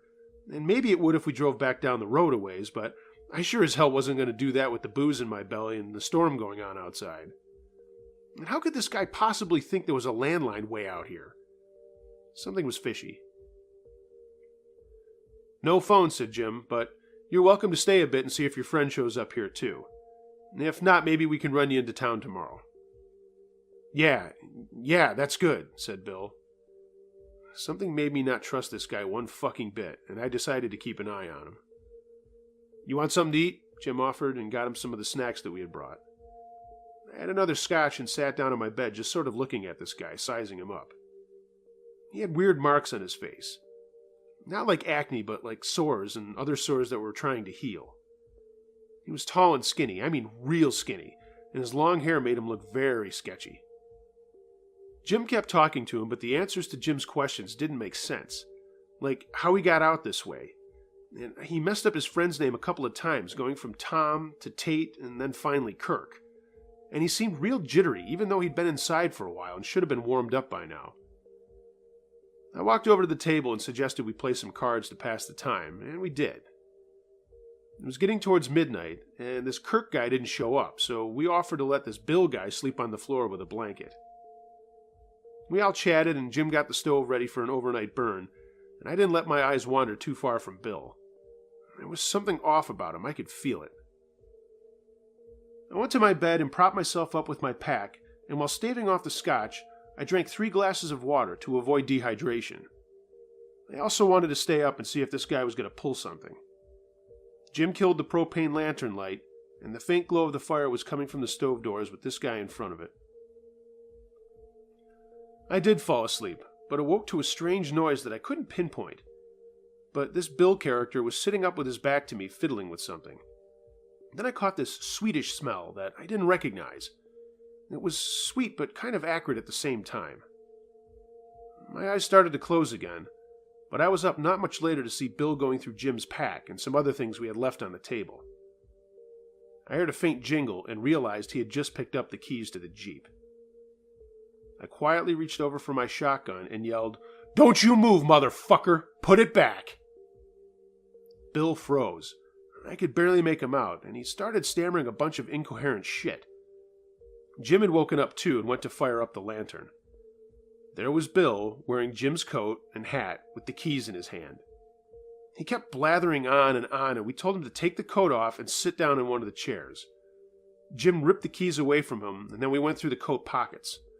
Our wallets and my cell phone were stuffed in there. I can explain, Bill kept saying.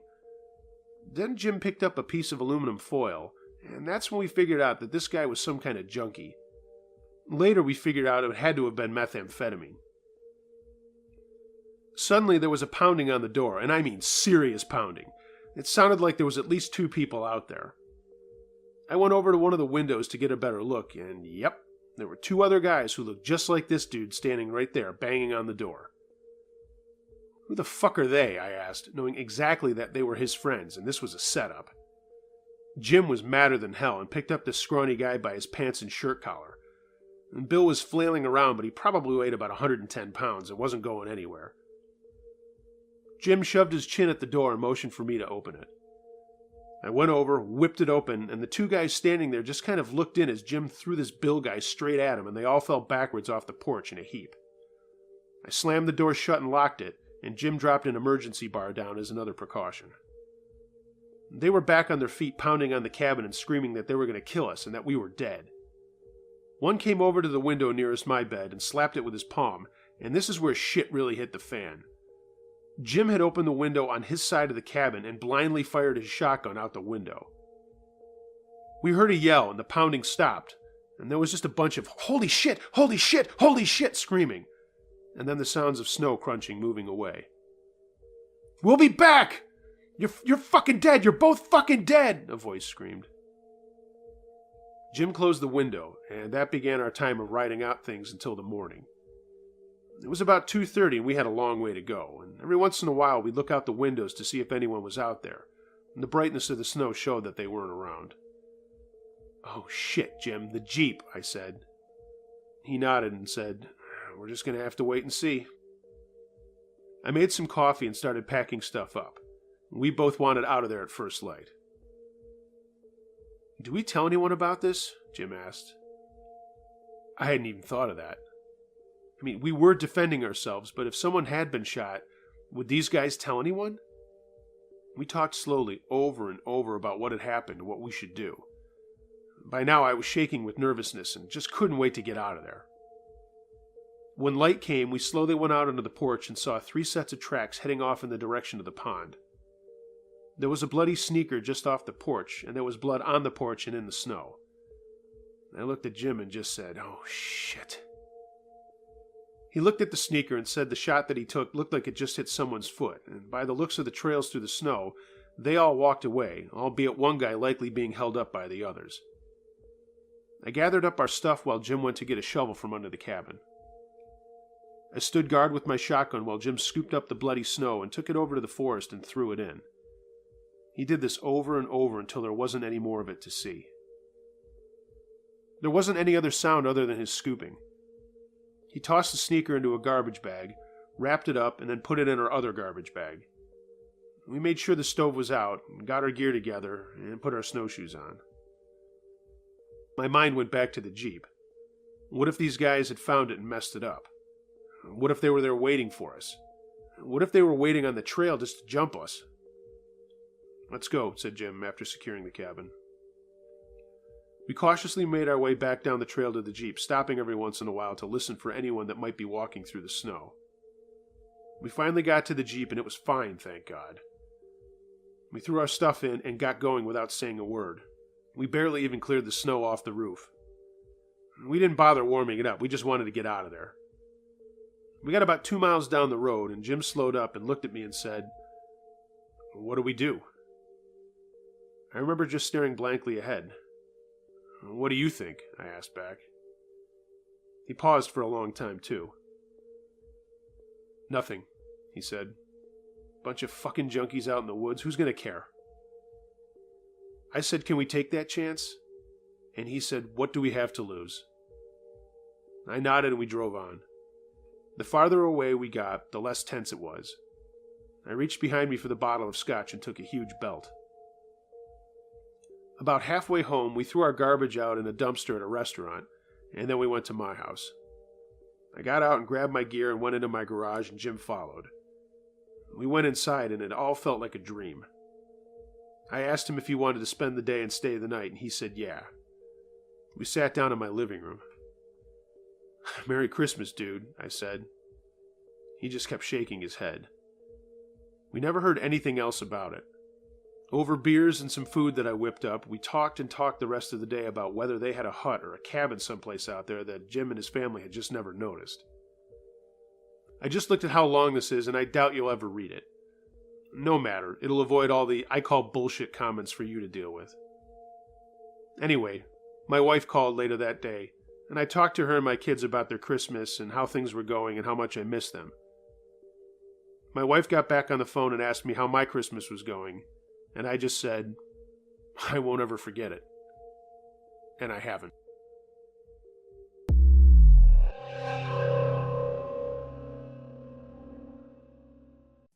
Christmas Break-In, submitted by Charlie44.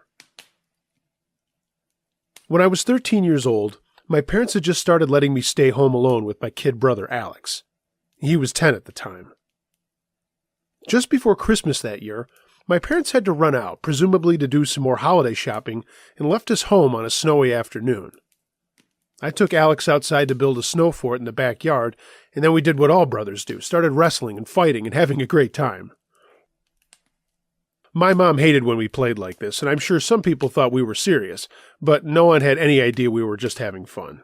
but I digress. Anyway, we wrecked the snow fort, and I asked Alex if he was cold and if he wanted to go in, and he said yeah, so we went in, through the kitchen, and straight down to the basement to take our snowsuits and stuff off.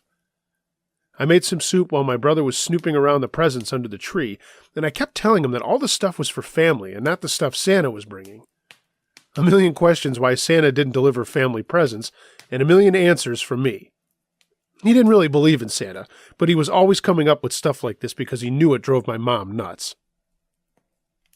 We ate and decided to play Nintendo, which was in our basement rec room.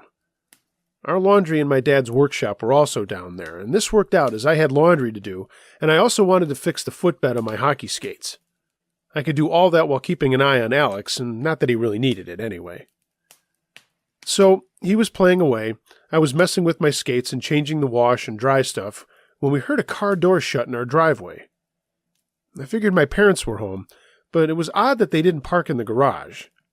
Maybe they have presents to unload, I thought, and I finished up what I was doing and went out with Alex.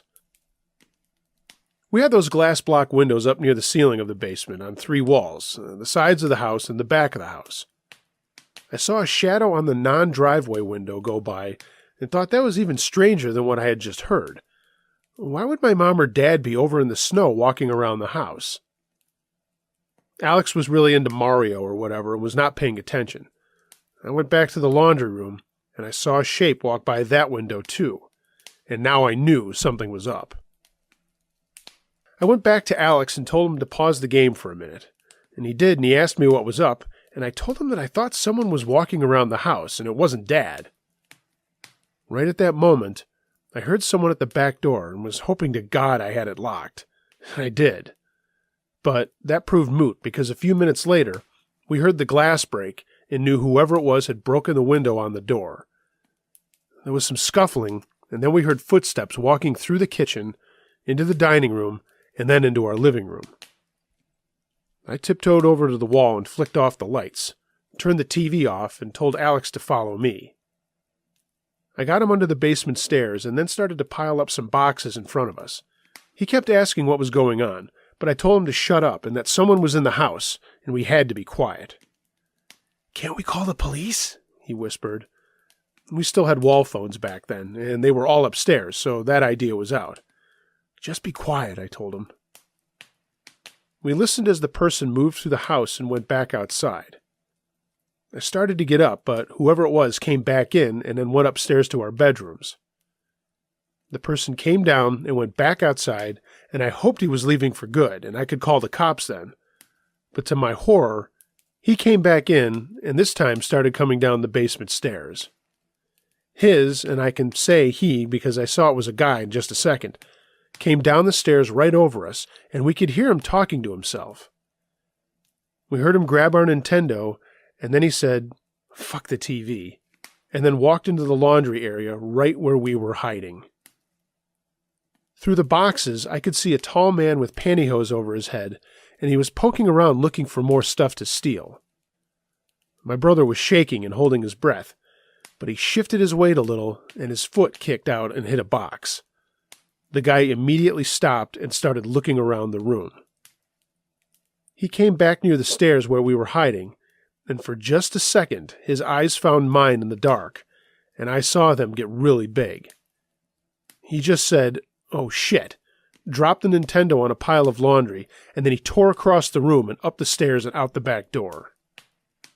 I ran out as fast as I could after him and heard him start up a car or a truck. I ran to the front of the house in time to see a beat-up red Ford pickup pulling out of our driveway, and I was only able to get 3 numbers off the plate.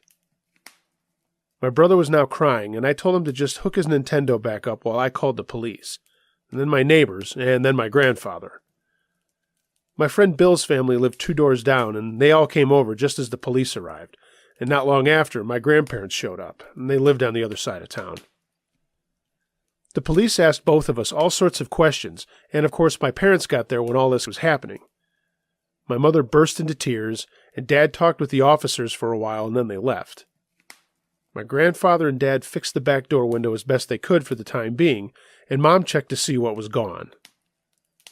All of the presents under the tree were taken, as well as a bunch of my mom's underwear and nightgowns and things. My dad had stashed a lot of our presents way in the back of his closet, and the robber never looked there. Around about dinner time, the police called and asked if they could stop by with the suspect to see if I could identify him. And they brought him all right, complete with his beat-up truck. They shined lights on him, and I knew right away it was him. And they caught him at a local bar when an officer saw his truck parked outside and confirmed the 3 numbers that we had given him off the plate. Some thief. He robs a house and then goes to get his drink on in the same town. Dumbass. We got all of our stuff back, and I didn't know this until I was well into my 30s, but my mom threw out all of her clothes and stuff that he had taken. Not only did the guy go to a bar like an idiot, he had repeatedly masturbated with my mom's things in his truck. Gross. So, I was removed from everything after that, but I know the guy went to jail, and that was that. We ended up having a great Christmas, but that was a really scary day for me and my brother. So happy nothing bad happened to us, because it sure could have.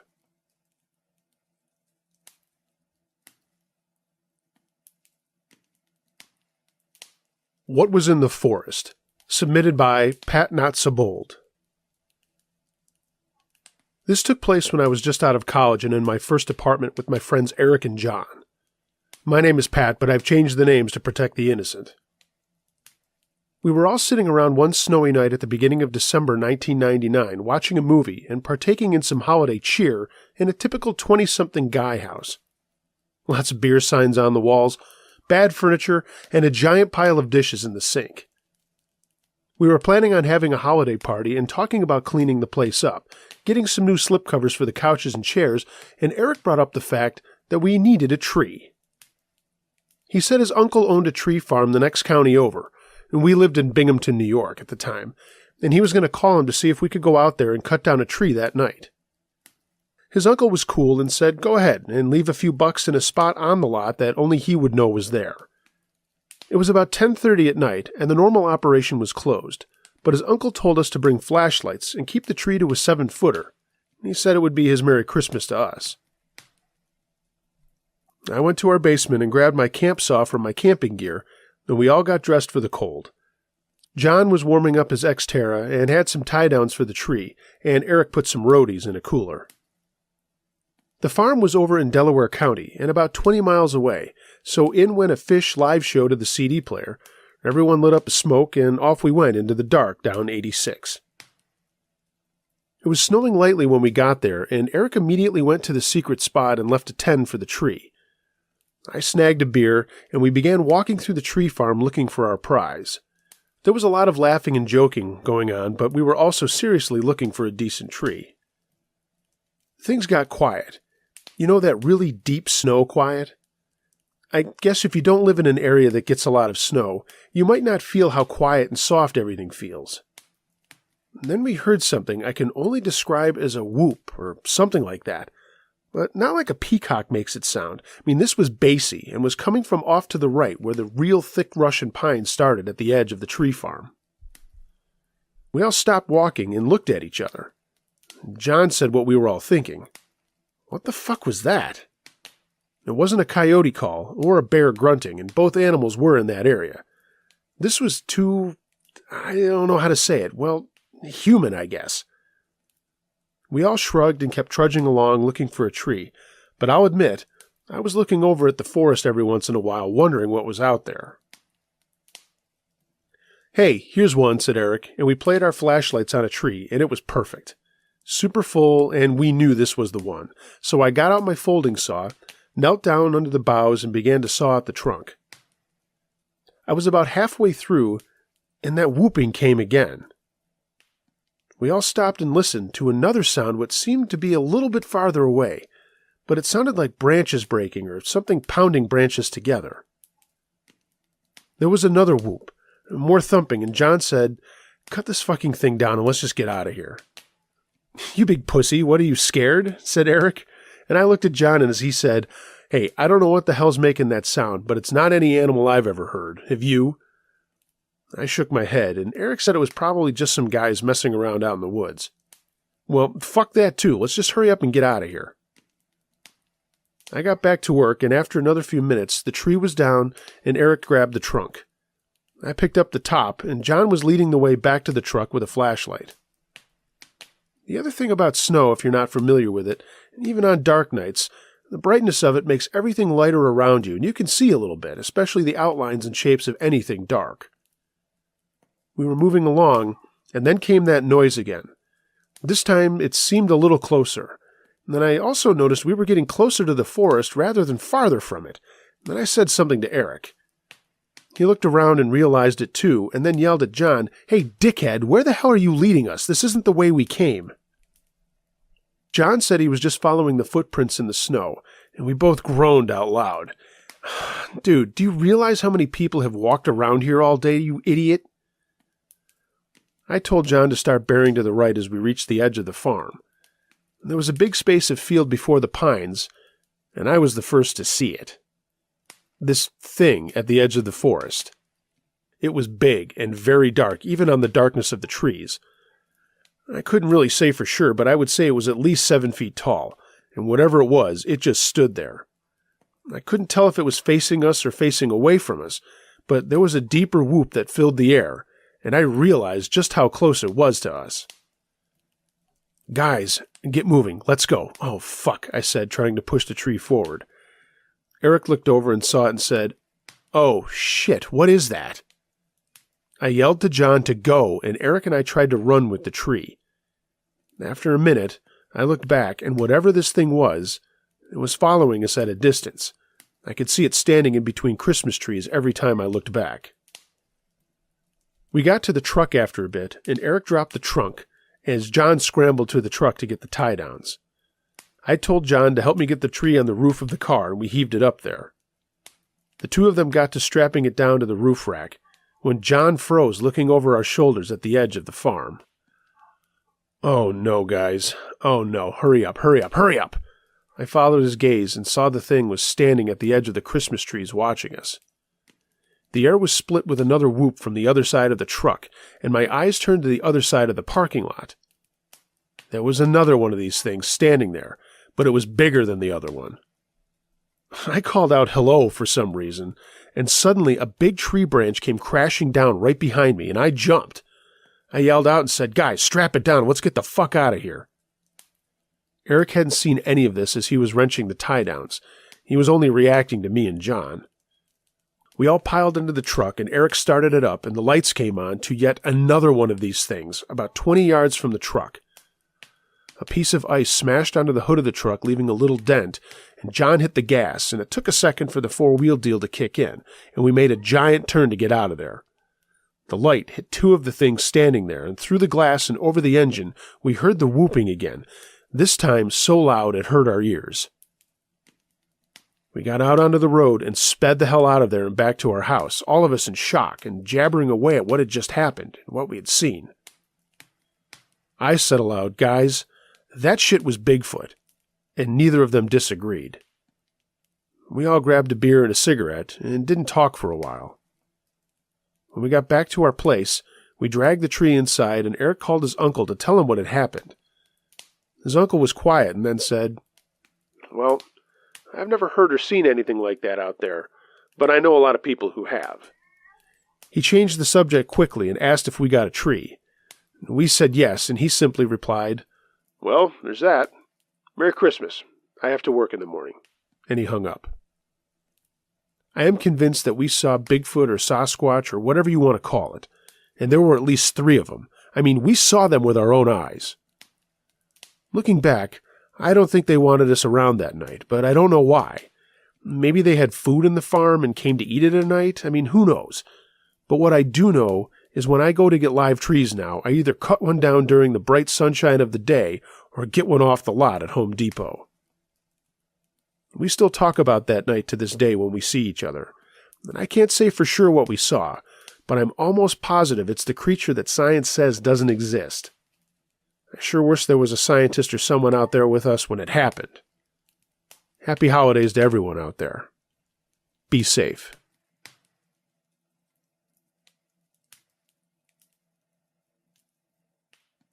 Christmas Ghost, submitted by Addie John.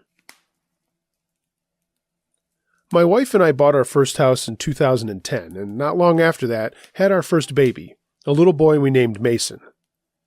It was a small Cape Cod in a suburban neighborhood, built in the 50s as part of the nuclear family explosion. It was small but cozy for the three of us, and plus one of the rooms upstairs served as my home office. I was not a believer in the paranormal in any way, shape, or form, and neither was my wife, or so I thought. Back then, I was called away on business a lot when my son was about 2 years old, and I hated being away for the days I was out of town, but hey, you gotta do what you gotta do, right? One night, about a week from Christmas, I was in Chicago, and we lived in Peoria, and my wife called me saying something strange was going on at home. She told me our son was talking to someone or something whenever she left him alone for a minute. He'd be playing with his toys, but then he would start saying things and answering questions, or so it seemed to my wife.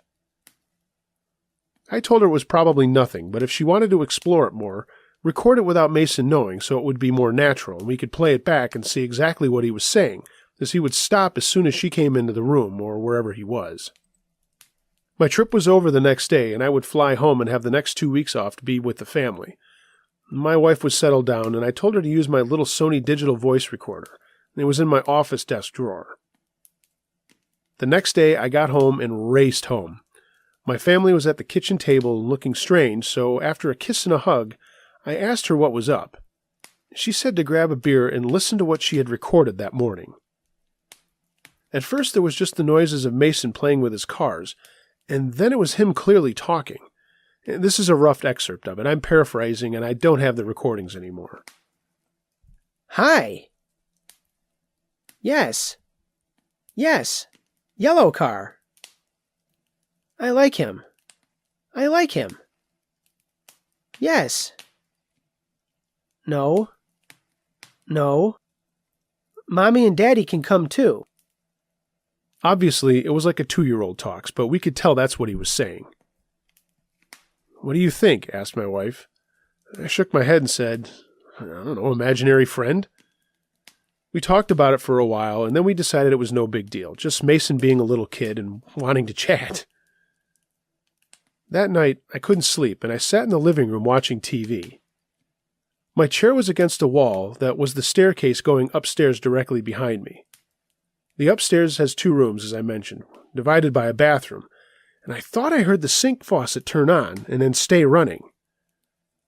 I got up and stuck my head up the stairs to see what was going on, and there was silence. I sat back down and kept watching SportsCenter when I heard the noise again. And this time I started up the stairs and saw what I can only describe as a white shadow-like thing glide from our guest room and go into my office. It was misty-like, and I could see through it, and I just kept continuing upstairs, thinking my mind was playing tricks on me. But as I looked into my office, a stack of papers had lifted up and then fell onto the floor, as if someone had just walked by the desk quickly and caused a little breeze. Again, I didn't believe in ghosts or whatever, so I was trying to figure out what was going on and summed it up to being a blast from the forced air system preceded by a plane or something flying over the house with its lights on or something. Yeah, the theories we come up with when we can't explain something. I went back downstairs and went to bed and didn't mention any of this to my wife. I did, however, keep recording Mason to see if he'd say anything else, but it was similar to what I've already shared. That day, though, things started moving around on their own. And I'm not talking missing car keys or the TV remote. I'm talking big objects. My wife had been making cookies and was having trouble with her mixer, so I took it down to my basement to mess around with it and get it running smoothly again. I went upstairs to use the bathroom at one point, and when I went back downstairs, the mixer was no longer on my workbench. I just stood there staring and thought, well, maybe my wife came down and took it back while I was going to the bathroom. So I called up to her, "Sharon!" She didn't answer. I then remembered she had taken Mason to get a new pair of church shoes. I was home alone. I went back up to the kitchen, and there was the mixer on the counter. I couldn't believe it. Had I brought it up here and just forgotten that I had done that? It was weird. I took it back downstairs and finished cleaning it up and gave it a test run. The wife would be happy that it was running. The phone rang, and I grabbed our cordless and started talking to my best friend who was coming back to town for Christmas. He wanted to come over and see Mason. We talked for about 15 minutes, and me wanting to tell someone about the mixer incident, but I kept it to myself. I did some laundry and then went back to the mixer, but lo and behold, once again, it was no longer on my workbench. I flew upstairs, and sure enough, there it was on the kitchen counter. I stood staring at it again, wondering just what was going on in my house. It was only just after noon, but I got a beer out of the fridge and then went up to my office. I needed to do some research about things like this. So, to the internet I went, and of course I found some good information and a whole lot of nonsense. The stuff some people believe is amazing to me. Again, I kept all this to myself, and for the next 2 days, more stuff was being moved around, and finally Sharon brought it up to me and asked if I had noticed. I said yeah, and then finally told her about the mixer. While we were talking, we heard Mason almost yell out, "No!" from the other room, and then another, "No!" And then he started crying for my wife, and we rushed in to see him sitting on the carpet with his blocks and stuff, and he was bawling his eyes out. Sharon scooped him up and soothed him, asking him what was going on and what was wrong, and just doing her mom thing. He just kept saying no and scare over and over. He calmed down, and the two of them went into the kitchen for a cookie, and I looked down at the recorder. I stopped and took it upstairs to see if there was anything on it. I played it back, and as skeptical as I am, my blood went cold. Before Mason yelled out, you could hear a very creepy laugh in the background. It was faint, but it was there. Then I heard a deep voice say, "Come with me." And then Mason's louder voice scream out, "No." I sat dumbfounded. What was I going to do with this? Mason took a nap, and I grabbed my wife and said, "I don't know what to do about this, but you need to listen." I played it for her, and her face went white. "What is that, Tim?" she asked. I said, "I have no idea, but I don't think it's good." She was quiet for a long time and then said, "I've got to be honest with you about something." She got up and went to our bedroom and came back with a box. It was a Ouija board. I almost laughed, but I caught myself. Again, I didn't believe in that silly stuff. It's a freaking piece of masonite, and that's it. But Sharon quickly told me she'd been using it to talk to people as she was lonely at home and only got out to see friends once in a while during the week while I was gone. It was something to do to pass the time. She was upset and crying about it. I just looked at her and said, "Sweetheart, relax. If you think you're to blame for this, don't. That thing is just a toy." And I was just trying to be reassuring. Just then there was a crash from upstairs, so I ran up to see what was going on and saw that a drawer from a dresser in our guest bedroom had pulled all the way out and smashed down to the floor. My wife was right behind me, and we both watched as 2 top shelves of the dresser came out and also fell down on the floor. I pushed her back, said, "Get Mason and take him to your mom's," and I shut the door. "What are you going to do?" she asked, tears coming from fear. "I'm calling Reverend Pete. You two just get out of here for a bit, okay?" She agreed, got Mason together, and went to her mom's, and I called our pastor, and he said he'd be right over. I sat in my office wondering what the heck was going on, but was glad that Sharon and Mason had taken off. Reverend Pete and I sat in the kitchen when he came over, and we had coffee while I told him what was going on. I explained everything, played him the recordings, and told him that I couldn't figure it out. Then he heard the laugh and the voice. He didn't try to bamboozle me. He was up front with his belief that it was part of spiritual warfare going on, and that we needed to pray as a family. He walked me to every room and blessed each one, and prayed and told me to get rid of the Ouija board. "Game or no game," he said, "that does not belong in your family." And then he did something I never would have expected. He gave me the number of one of his close friends, a Native American shaman and also a Christian. His name was Ron, and he was from the Illini people, now living in Oklahoma. Reverend Pete said to call him and tell him what was going on for a different perspective. He left me with a blessed relic and prayed over me one more time and said to keep him informed of what was going on and to call immediately if we needed him. He left, and I sat looking at the phone number of this Ron and finally called. He happened to be visiting family in Galesburg, which was only about 45 minutes away. He said he'd be happy to stop over if I would like that, and desperate at this point, I said yes. So we made arrangements for him to come over the next day, Christmas Eve. When Sharon got home, I told her everything that had gone down, and she seemed to be a little less scared. And that's when the pounding started in the guest room. These massive blows to the walls and floor kept going on for about 10 minutes, and then they stopped. We just sat in the living room trying to keep Mason busy. He didn't seem to notice anything was wrong, which was good. I didn't sleep at all that night, listening to strange noises coming from the guest bedroom. Whispering voices, things moving around. At least there was no more pounding or dresser drawers flying around, I thought. The next day, Ron showed up with a friend of his named Tennille, and both of them were very nice. Over coffee, we talked about what was going on, and they both listened patiently and nodded, and even when there was a few loud thumps from upstairs, they seemed unfazed. Reverend Pete then rang the bell, and I let him in. We all discussed what to do, and Ron said we should pray while he and Tennille burned some sage and did some other native praying too. With Mason in my arms, we again went room to room praying and what Ron called smudging. Sharon was right with me, and we made our way upstairs to the guest bedroom. I reached for the knob, and it seemed very warm to the touch, and at first it wouldn't turn. I had to wrench on it, and finally push my way in. The room was in chaos. There were objects like perfume bottles and picture frames thrown all over the room, and some of them broken and in pieces. Roy and Tennille remained unfazed and walked right in doing their thing. And suddenly there was a loud pounding on the closet door, and it flew open only to reveal clothes hanging there, but then the door slammed shut. Reverend Pete was praying, and we heard one last shriek that faded away, and then everything stopped. The house was quiet. I gave Mason to my wife and started picking up the broken stuff and put the dresser drawers back. I took all of the broken items out of the room and put them in the garbage, and then we all went back downstairs. And that was it.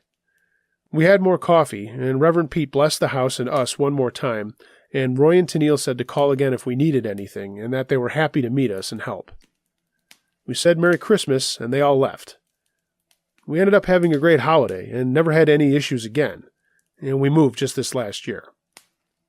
I can't explain what happened or why it happened, but it did.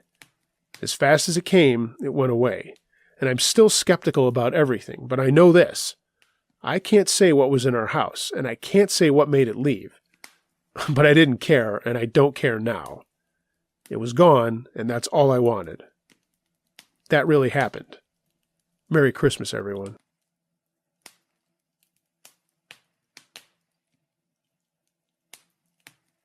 Creep at the Resort, submitted by Unfreaking-tastic. This happened to me when I was 17 years old in 2014. My family always got together with our relatives for the holidays, but this year my dad wanted to do something different and surprised us with a trip to Breckenridge to ski the day after Christmas to the day before New Year's Eve. We were a skiing family, but I was never that great at it and didn't push myself on the slopes like my brother did, who was and is still a maniac on a snowboard. The best thing was that we both got to ask a friend to go along with us, so I asked my friend Sophie, and with some pleading, her parents gave her the okay. My brother, Chris, was 20 and home from college, and he brought his stoner buddy Jamie along. Jamie was very smart, extremely good-looking, and hilarious. So, the day after Christmas, we left Grand Junction with 2 vehicles, my parents and all the gear in their Suburban, and the 4 of us in Chris's old Blazer. It was almost 3 hours to get out there, so we were just munching on snacks and fighting over what music we should listen to. And by the time we got to the resort, we were all ready to get outside and get some skiing in. There was the usual jumble of getting our room and all that, but soon we were out in the white stuff having a good time and tearing it up. Jamie and Chris disappeared for some other recreation. I wonder what they were doing. And Sophie and I stayed with my parents for a bit before taking off on our own. It was getting on in the day, and we were hitting Springmire, which isn't too difficult, but I didn't want to push myself right away. I just wanted to enjoy things. Sophie took a spill, and I stopped to help her when these 2 guys came up and asked if we were okay. I said, "Yeah, thanks." "What are your names?" "I'm Mike, and this is Kirk," said one of the guys. Yeah, not their real names. I suppose I should mention that. I replied with our names to be polite, but I could tell these guys were way older than us, and older than my brother, too, probably like 26 or 27. I wasn't super cool with it, but I didn't want to be a bitch, and while I thought it was odd they were talking with us, it was always good to have as many friends out on the slopes as possible. We chatted for a minute while Sophie messed with her binding, and then we said, well, it was nice meeting you. See you around. Sophie and I got our act together and pushed away from them, and I swear I heard the mic guy say, I want to see that girl naked. I mentioned this to Sophie on the way down, but she didn't hear anything, so I just wrote it off as maybe I misheard them. We met up with my parents and went back to our lodge on the mountain where we were staying. My brother and Jamie showed up with the red eye and nicely toasted, and I was hoping maybe I could get in on that later. I don't smoke that much, but I have and I do once in a while. The condo we were staying in had 3 bedrooms and bathrooms, so it was easy for all of us to get ready for dinner while the others hung out and waited. My parents are pretty chill and allow me to have a beer or a glass of wine with them, and only with them. It's a rule I never broke while living under their roof, underage, and I figured if they were going to treat me like an adult, I'd better act like one. So I was having a glass of wine, chatting with my mom and playing on my phone, and I thought about those guys again. Maybe I was just being stuck up.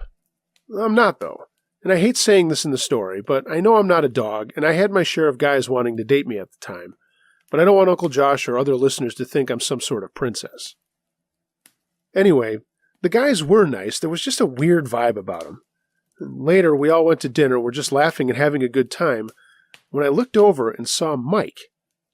He was sitting at a table by himself looking at his phone, but suddenly he looked up and stared right at me.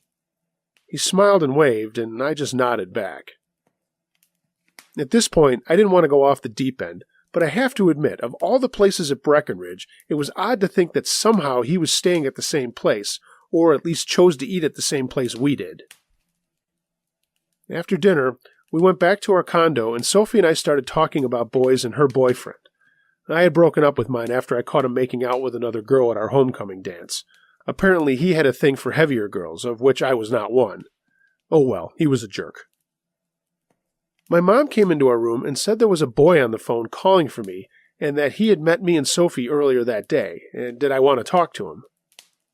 What the hell? If this was Mike, how the hell did he get our condo number? And how weird was it to just call me up when I didn't even know him? Well, I got up and got on the phone and said, hello? Hey, it's me, Mike. We met this afternoon. Hope I'm not bothering you. No. How did you get this number? Oh, that. I have a friend who works at the lodge and I asked about you. I don't want to creep you out, and I guess I'm sort of doing that right now. I just wanted to see if we could meet up tomorrow. I don't know. I'm not sure that's a good idea. Sorry, but I think you're a little too old for me. I doubt it. I'm only 19. How old are you? 17, but listen, I gotta go. Okay, well, maybe I'll see you out there. Good night. And then he hung up the phone. My mom asked who that was, and I told my parents the story about how we met, and my mom said, oh, maybe he's just smitten. My dad said if I didn't want him around, he could make that easier for him, and I laughed, saying, stop it, Dad. I went to tell Sophie, and she thought I was being a brat. He likes you, so what? And he's 19. He's not too old to just hang out and ski. Rob was 18, and you dated him for over a year. I guess she was right, but I was still wary about this guy. The next day we were out early, and Chris and Jamie were goofing off with us, but were planning on going farther up the peaks for some terrain that was way beyond my ability. So Sophie and I were on our own again, but we didn't see Mike or Kirk at all, and that made me feel better. The next day, somehow we got mixed up on the mountain and somehow got onto a trail called Lower 4 O'Clock or something, and it took us all the way down to the base of the mountains. Sophie and I needed to get transportation up to the lodge again, so we decided to walk to the gondola that would take us there. No sooner than we had sat down, and so did, you guessed it, Mike and Kirk. Sophie started chatting with Kirk right away, and Mike started talking to me. How's it going? Do you like it here? Yeah, it's really great, I said. I'm originally from Vermont, but I have to say this is the best skiing I've ever had. That's nice. Are you here on vacation? He said, no, I live here now, and sometimes I stay at the lodges to get away from my parents. Hey, what are you two doing tonight? There's some live music going on. It should be a lot of fun. I was about to say I didn't think so, but Sophie popped in with, yeah, that sounds cool. I glared at her and reluctantly agreed, and he told us where it was going to happen and then got off at a different lodge and said, see you tonight. Once they were gone, I looked at Sophie and asked, what the hell was that? She replied, oh, come on, why not? He's cute enough for you, isn't he? And I said, Sophie, that's not the point. She said, live a little, princess. So that's how we ended up going to a lounge that night. We told my parents a white lie about it being open to everyone, but Mike had said it was 21 and over, but he could sneak us in. Kirk was there too, and at first things were cool. There was a band playing Dave Matthews covers and some other artists. Mike bought me a glass of wine, and no one seemed to notice that we were underage, or maybe they just didn't care. And like I said, I try not to go behind my parents' backs with alcohol, but I figured one glass would be okay. When Mike brought me another one, I made the decision to sip it very slowly, as even the one glass made me buzzy. I was surprised we were having a good time, but as it got closer to 11:30, I told Sophie we should be heading out. We were supposed to be back at the condo by midnight. But then I started to feel funny, like really, really drunk or high. My head started to hurt, and Sophie noticed and was asking if I was okay. All I remembered saying was, I think I need to go back and lie down. Mike said he would take me back home. It was a short walk, and he said the cold air would make me feel better. But I didn't know it yet. He had other plans. Mainly, the back of this van. Somehow, Sophie got lost in the crowd, and she didn't see Mike leading me outside. I was in and out, and long story short, I was roofied. I remember it being very cold and Mike pulling my leggings and panties down, but that was it. I couldn't remember anything else. What I didn't know was that Kirk was running interference with Sophie. Jamie just happened to be walking by the lounge and saw Mike taking me out. He ran to get my brother, and when they caught up to us, Mike was getting on top of me in the back of the van. This was all told to me by my brother and Jamie, but they ripped the doors of the van open, dragged him off of me, and while he was floundering around in the snow with his pants down, they made sure he wouldn't be bothering me anymore. Jamie even broke the ends of Mike's snowboard right there in the parking lot.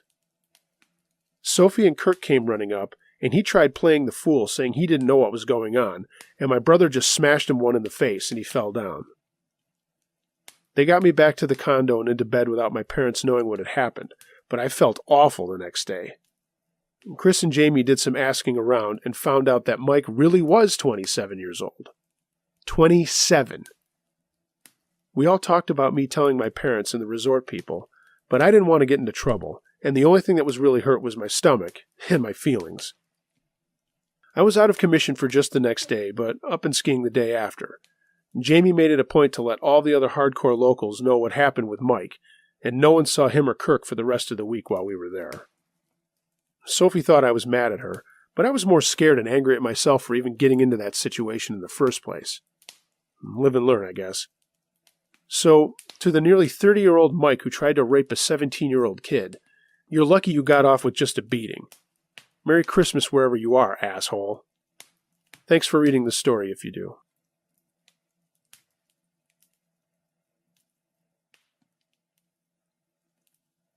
Strange Christmas, submitted by Anna. I hail from Germany, but I now live in the United States.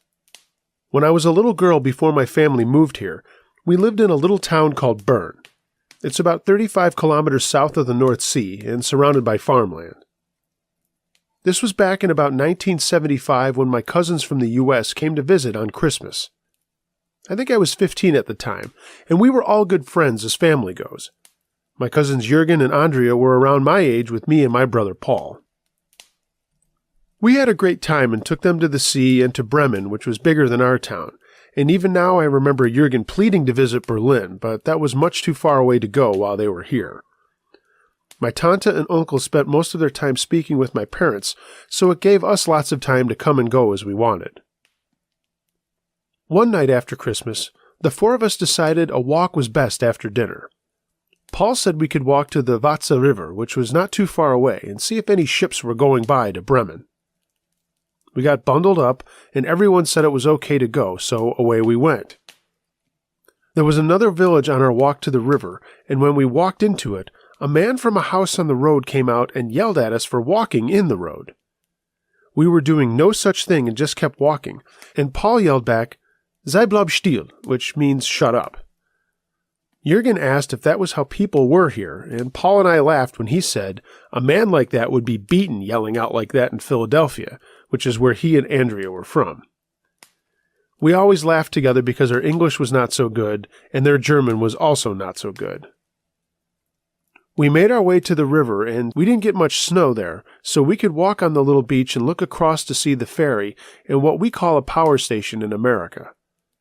There weren't many ships going by, but we had fun throwing rocks into the water and answering questions about the river. No one had noticed that the man from earlier had followed us down to this place and then yelled out, "Who told him to shut up?" We all turned around to see him walking towards us with a bottle in his hand. He was clearly betrunken, and Jürgen asked what he had said. When Paul told him, Jürgen, who was a big boy for his age, said, "I did. What are you going to do about it?" The man didn't know English, but as he walked towards us, we could tell he was very angry and very drunk. Before long, he was standing in front of us and yelling things we couldn't understand. And then he grabbed at Andrea and tried to pull her to the water, but Jürgen and Paul grabbed him and hit at him. The man then broke his bottle and shoved it at Paul, and he got badly cut even through his coat on his arm, and Jürgen began to hit the man more and knocked him down. He kicked at the man and told us to run, and all four of us did. Paul was still bleeding, but it wasn't as bad as much as we thought. But when we got home, my Frau was upset and took him to get cleaned up with the bandages. My Vater and uncle got into the car and drove to the river and found the man still lying on the sand, and they called the police on him. They told what happened, and the man got in big trouble for attacking children. When they came home to see how we were all pretty scared, and Paul was feeling better, though. They said that the man was going to jail and that they were proud for taking care, but next time we should run first before fighting. We had a fun night at home even after that with games and food, and before we went to bed, my uncle told us, "Das Leben ist kein Ponyhof," which is sort of saying things don't always go your way, but again said he was happy we were raised to take care of things on our own. I hope this was scary enough. I like your stories very much. Merry Christmas. Love, Anna.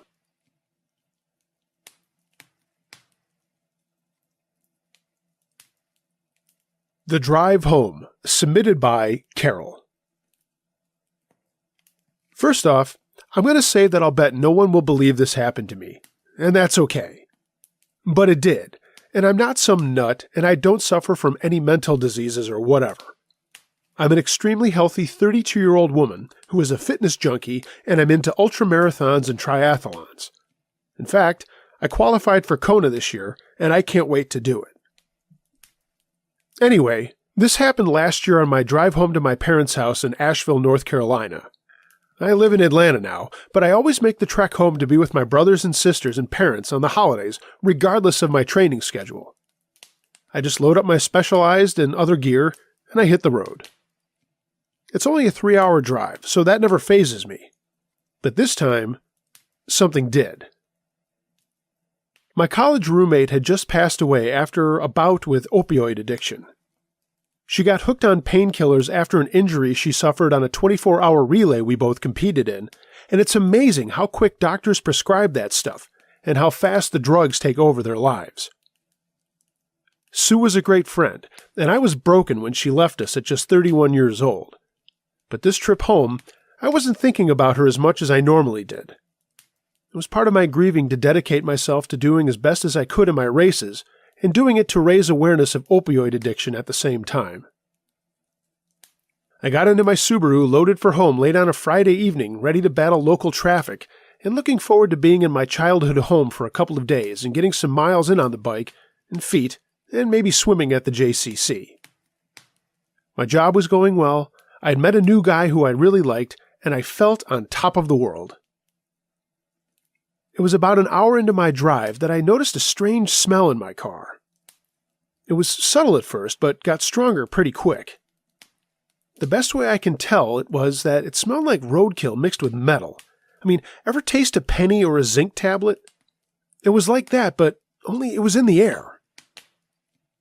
Just before I got to Greenville, South Carolina, the smell got close to overbearing, and I rolled down my window and then looked in my rearview mirror. And here's where my story gets crazy. In the back seat of my Forester sat my beautiful friend Sue. She looked pale and thin, but she still had that beauty of strength in her eyes, but she also seemed tired. She was looking right into the mirror at me with no real expression on her face, just looking at me. I almost drove off the highway, but kept in control and, like in a dream state, said, "Sue, is that really you?" She said in a barely audible whisper, "Yes." I mean, I knew it was impossible, but there she was. I tried to talk to her, but she didn't say any other words other than, "I want to go home." For about 5 minutes, there she was every time I looked back at her, and then, just like that, she was gone. I cried and thought about calling my sister, but figured I was getting closer to home and I'd see her in a little while anyway. I was very upset and kept looking in my mirror, hoping to see Sue there, and I started asking her to come back to the point where I was yelling it out. I should mention that she'd been gone for over 6 months at this point. Well, I got off the road outside of Hendersonville to get gas, and I sat there in the car so upset and just sobbing my heart out.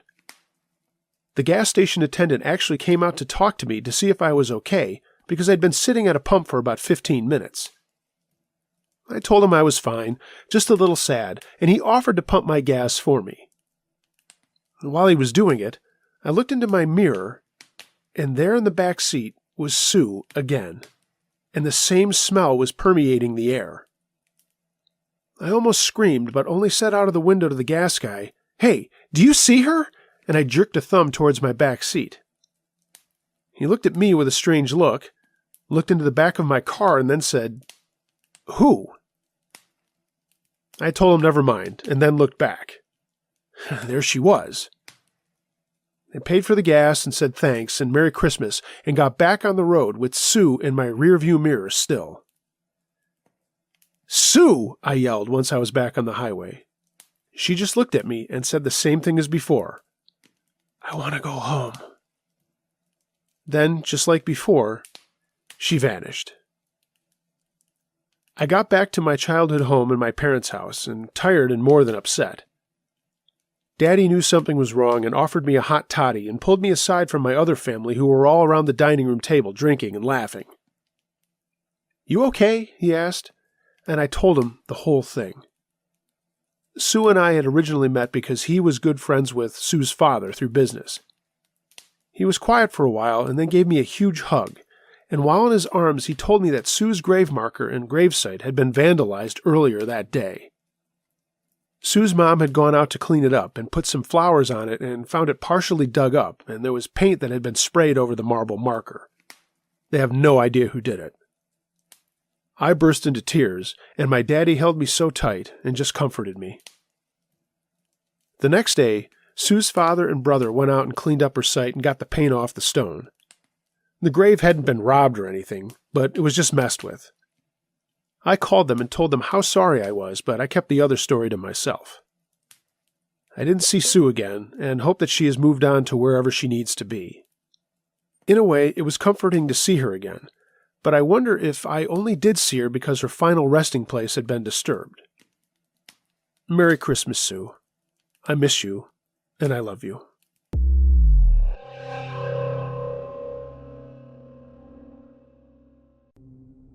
Creepy Christmas, submitted by Chloe 10. A few years ago, my family did something we don't normally do. We traveled for Christmas. Most of the time we just stayed in our town with family, and we live in South Carolina.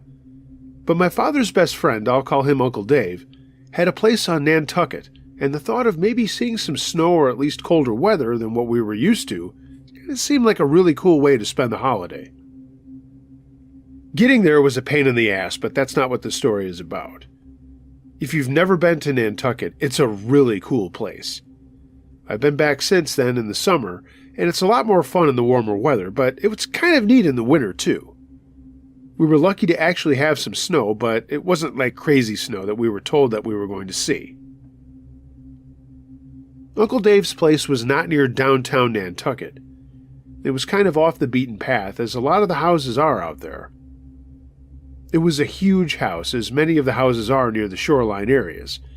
Yeah, Uncle Dave had a lot of money. So it was my parents, me, my younger brother, and I was 15 and he was 13, Uncle Dave, Aunt Jenny, and my cousins Lisa and Julie. We got there 2 days before Christmas, and it was a ton of fun just exploring and going down to the beach and seeing how much different it was than the beach we had down in North Myrtle Beach. On Christmas Eve, we all had dinner, and while we were eating, I noticed something over the shoulder of my little brother. I'll call him Stephen. He was sitting with his back towards a bay window in the dining room of Uncle Dave's house. And what I saw was 2 men standing there. Uncle Dave was a very well-known person on the island, so I thought maybe it was some of his friends that were coming over to say hi or wish everyone Merry Christmas and Happy Holidays. So when I said, "Hey, who are those guys?" and pointed towards the window, everyone turned, including my Uncle Dave. He just said, "I have no idea." He and my dad both got up and went to the back door to see what was going on. By the time they got out there, no one was around, and in the time that they were doing that, none of us kept our eyes off the window. They came back in and said, "Oh, maybe it was just some deer that you saw." Believe it or not, Nantucket has a pretty serious deer overpopulation problem. I said, no, it looked like 2 men, but everyone just said it probably wasn't, and that was that. We went back to dinner, and we had a really fun night. We also got to open one present before we went to bed. That was always our tradition. I got a new artwork book as I was really into and still am into graphic design, so I stayed up late looking at it with the light from my iPhone. My brother and I were sharing a room, and he was asleep. That's when I heard some tapping at the window. We were on the second floor of Uncle Dave's house, and no other lights were on, and almost everyone else was asleep. I did hear my dad go to the bathroom, and that was the last sound I heard as I looked through my book. I turned my iPhone off and went over to the window and then looked out. The windows were on the same side of the house where I thought I saw the guys earlier, or the deer, or whatever. As I stood there was another loud tink on the glass, and I realized somebody was throwing pebbles or stones at the window. I backed up and woke my brother up, and he came over to the window with me, and I told him what was going on. Just as I finished telling him what I was hearing, there was another tink on the window. We were both kind of freaked out because there was no rain or snow or anything like that. It wasn't even windy at that point of night. I asked if we should go down and get Mom and Dad, and Stephen said, "Well, why don't we just go downstairs and see if we can see something?" Doing the dumbest thing we could, we went downstairs to look out the windows to see if anyone was out there, or if maybe there was some wind that we just didn't notice. When we got downstairs and looked out the windows, there was nothing to see, just the open field between Uncle Dave's house and his neighbor, who was about a football field away. As we stood there in the dark, we heard some strange noise in the kitchen. There was a back door from the house outside in the kitchen, and it sounded like someone was shaking the doorknob. Instead of going to get help from my dad or uncle, Stephen and I just both slowly walked into the kitchen to see if we could see what was going on. There was a shape at the back door that was darker than the dark sky behind it, and again I was sure this was a man, this was no deer. I told Stephen to quietly go get Dad, and I would stay in the doorway of the dining room to the kitchen watching this figure. At this point, I wasn't really that scared. I can't explain why. I should have been terrified. some creepy person trying to break into the house while we were all asleep should have made me unbelievably scared. I listened as Stephen went upstairs, and I moved closer to the door as the person on the other side continued to mess with the doorknob. When I got up close, the person stopped as they must have seen me standing there, and I never really got a clear look at who it was. But whoever it was put both of his hands on the window panes of the back door and said in a pretty loud and rough voice, "Merry Christmas, little girl. Open the door for Santa." I froze and didn't say a word, and a few seconds later my dad and Uncle Dave came running down the stairs. The person on the other side of the door took off, and both my uncle and dad pushed me aside and went out the door to see if they could find what was going on. They didn't find anything, but they did follow a pair of footsteps and some freshly fallen snow up to the road, but that's where the trail ended. When they came back, they flipped on the lights in the kitchen where the person had put their hands on the window panes of the back door were actually 2 smeared bloody handprints. Uncle Dave called the police, and they said they would send someone out, and when they got there, everyone was now wide awake and wondering what the heck was going on. I told them what I had seen and what the person had said, and Stephen had said that he had also heard the things that were hitting our window, and also about how he had seen someone outside the door. There wasn't much more that they could do as the handprints were very smeared, so they said that they would keep checking on the house throughout the night, but we needed to just be very vigilant and call if anything else happened. Thankfully, nothing did, and we did enjoy the rest of our time through the holidays. It's funny how things get quickly forgotten when you're having a good time, but the truth is, every night I wondered if that person, whoever it was, would come back. No one else in my family seemed to think it was a big deal, and I tried to play it off as not a big deal too. But any funny noise at night or any creak in the house made me think that whoever thought he was Santa was coming back. This year we're just staying home, and Uncle Dave and Aunt Jenny and my cousins are visiting us. I really hope that no Santa tries to get into our house. Merry Christmas to you, Uncle Josh, and to all of your listeners.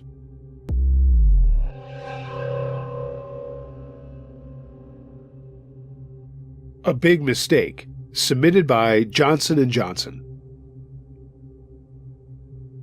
When I was in college, I got a job bartending at a local joint to make some extra scratch. It was a lot of fun, early 2000s at that point. I lived off campus with some friends, and Dead Week was usually the second week of December with everyone studying and getting ready for final exams. And the last day of school was like December 20th or something. My senior year, my boss at the bar asked if I could stay working until the night before Christmas Eve. All of my friends were going home before that, and I had stayed back before to work. When school was in session, it was mainly a student bar, but when everyone went home, it turned into a townie bar, which was okay, but just different. Totally different type of music, but I had fun. So I was just working every night till 2 a.m. because I didn't have to go to classes, and my boss had left for Florida and gave me the keys and told me to manage the bar, the other bartenders and barbacks. No sweat. The last night was pretty slow, but around midnight, this townie woman came in, totally typical. Super tight, shiny black spandex pants and a short top. She took her coat off and sat down, and I got her a Long Island iced tea, and we got to talking, and pretty soon everyone was leaving. Like I said, there wasn't a lot of action. It was so close to the holiday. She said her name was Tara. I'm pretty sure that was a lie, which I would find out was, and she was in her late 30s, I'd say. Around 1, she was the only customer, and I decided to call it a night and close early. By now it was just me and Tony, a great barback, and I told him to take off, Merry Christmas, and I'd see him in the New Year. Tara stayed on her stool. I offered her one more, but she just looked at me and said, "Take me home." I sat and thought about it for a second, and then just decided, what the hell. She was probably close to 20 years older than me, but kind of sexy in that slutty cougar way. Merry Christmas to me. I closed up, left a note for our cleaning guy, counted out the drawers, and locked everything in the safe in the office. When I came back, Tara was waiting for me and we walked back to my place.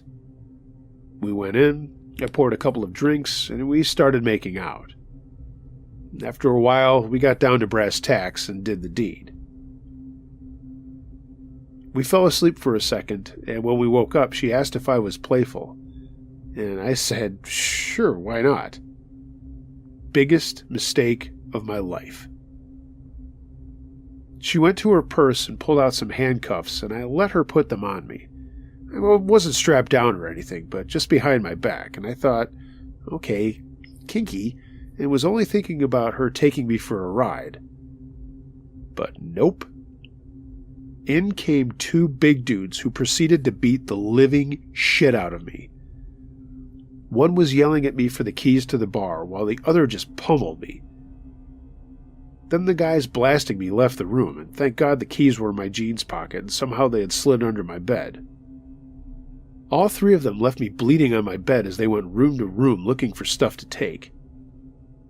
The two guys came back, beat me up some more, picked me up, and then stuffed me in my closet and told me to not come out until I had counted to 500. By this time, my eyes were swelling shut and I was scared as hell, and I heard them arguing about something, and then all three left. I waited for a while and then turned around to open the door to the closet as best I could. I got it open and I fell down on the floor and tried to get my hands in front of me, which I did after about a half hour of pain trying to do it. I crawled to my room, pulled on a pair of boxers, and then looked for my phone. It was gone. The sun was now up, and it was about 9 in the morning, and I really needed help. So, without doing anything else, I went outside, and not caring what I looked like, I went to the closest place I knew would be open, the corner store. I went in, and the few people that were there were giving me the biggest stares, and I just begged the woman behind the counter to call the police. She did, and actually got me a bottle of water. And the cops came, got me an ambulance ride, and that's when I caught a glimpse of what I looked like. You ever see the first Rocky? That's what I looked like. My face had been punched and kicked so much. I told them what had happened, and they had some tools that took off the handcuffs. At the infirmary, I got stitches over both my eyes, and then they did a full report of the night. My brother and sister came down after I called my family, and they drove out the hour to get me. I never did get my phone back. But before I got there, the police took me back to my house, and through blurry eyes I looked through all the rooms to see if anything was missing. The only things that were gone were one of my roomie's stereos, a really nice Onkyo setup, and my other roomie's Taylor guitar. That was it. Again, I never found my phone. My bro and sis got there, and sis drove me home with my brother driving my car back. The police never did find them, but they did recover both the stereo and the guitar. These morons pawned them right after Christmas in a town over from my college. They used fake IDs and never got caught, but at least we got our stuff back. As soon as my boss came back from his Florida trip, he drove to my house and was so sorry about what had happened. I mean, it wasn't his fault. Then he asked me what the woman looked like, and I told him. He shook his head. He immediately said he was going to call the police. Turns out it was his second cousin of his who was nothing but trouble. I mean, obviously, duh. In the coming days, he tried to track her down, as did the police. But sadly, and I don't really feel too bad about this after the beating I took, they found her dead. Tara was a heroin junkie, and someone gave her what they call a hot dose. She had died on her front porch. I can't ever think that it wasn't those two guys who beat the hell out of me. Anyway, I healed up over time, ended up having a decent Christmas even though my eyes were just junk. We had a good New Year, and I kept my job until I graduated. My advice to anyone hearing this, no matter what your groin says, listen to your brain. Your dick is going to make bad decisions, but your brain can keep it in check. No sex is worth it.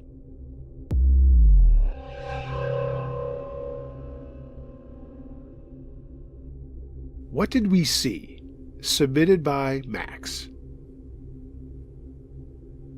For Christmas one year, I got a present that I never saw coming. My family owned a large chunk of wilderness in a rural part of downstate New York outside of the Catskills. My dad and both uncles bought it before I was born, and when a friend of theirs decided to sell his adjacent property, my dad bought it for me. I know. Pretty big present. But he got a big deal, and quite frankly, he had gotten a huge settlement from a car accident that he had been in the year before. I was so excited. I wanted to head out there as soon as I could and check out my new piece of land. It was 2012, and we had had a very mild winter up until that point. So I called my friend Chris, and I got my canvas tent with the interior wood stove out and started planning for a trip 2 days after Christmas. I was literally a 22-year-old kid on Christmas, super pumped to head out, shoot some trap, explore, and just have some fun. We geared up the next day and then made the trip down from Clifton Park where we lived. We got there about 10 in the morning and immediately wandered around checking things out. I'd been on this part of the land before, but not really in a while, and so it kind of felt like it was all new, especially now that it was mine. We hiked through the woods and clearings, and we were so psyched about hunting that next year and fishing in the summer. It was so giddy, we already started planning a hunting trip with our girlfriends. We went back to my truck and cleared a space near it, and then set up the tent, chimney, and stove. And then it was fuel time, so we spent a couple of hours downing dead trees and chopping them up for firewood. Mild winter does not mean warm, people, especially in the Northeast. Around 2 that afternoon, we took a break, had some lunch, and then hauled our clay thrower from the back of my truck. I'd mounted it to an old tire, and it wasn't the lightest thing in the world. We also hooked a chain up to 2 big old logs and dragged them to our campsite with my truck before we decided to have some fun. We stopped to catch our breath, and we heard a very strange sound. Not like a scream or a howl, this really odd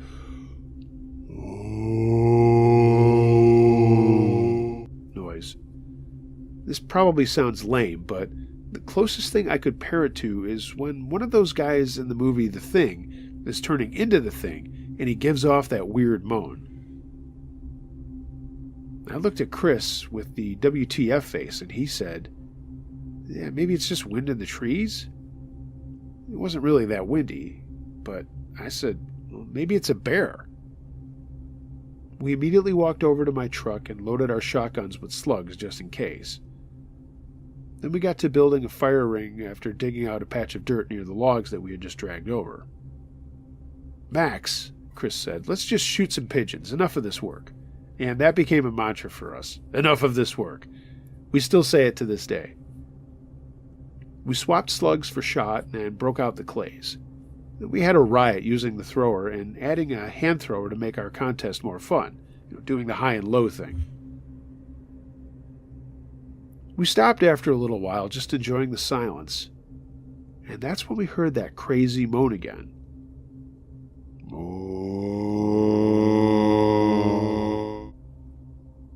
It seemed farther away at this point, and I pointed out that if it was a bear, it was moving away, probably frightened by our shooting.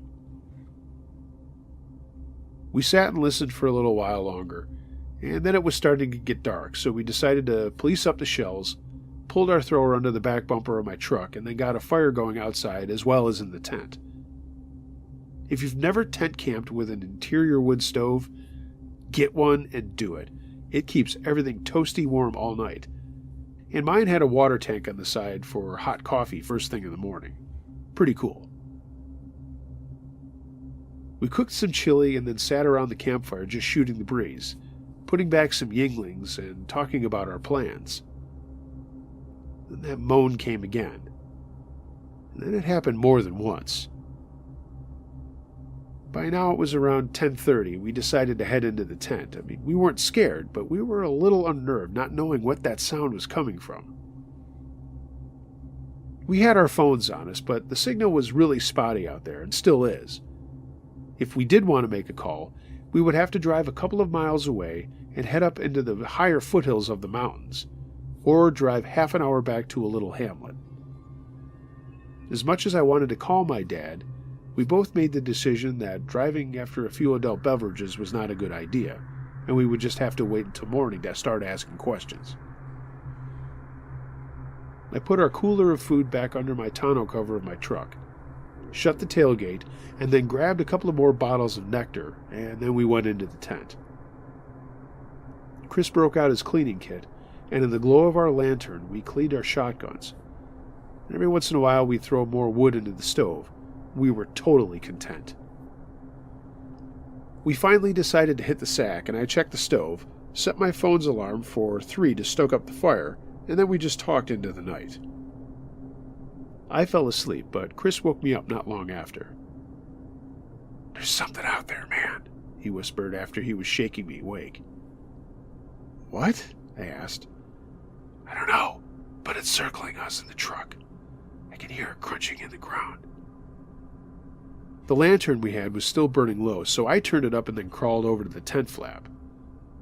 We hadn't noticed, but it had started lightly snowing. So I went out and looked around, but I didn't see anything with my flashlight, so I went back in. But right when I did, that moan came, and it was closer.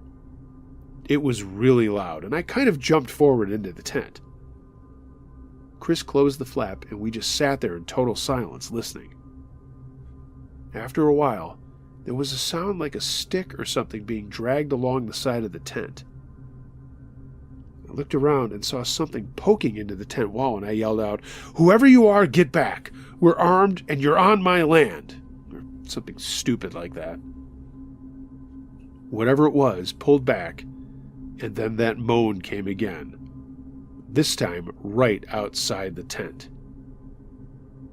Chris yelled, "Max!" and handed me my shotgun as I stared at the tent wall. I cycled and went for the tent flap. No one was going to scare me off my property.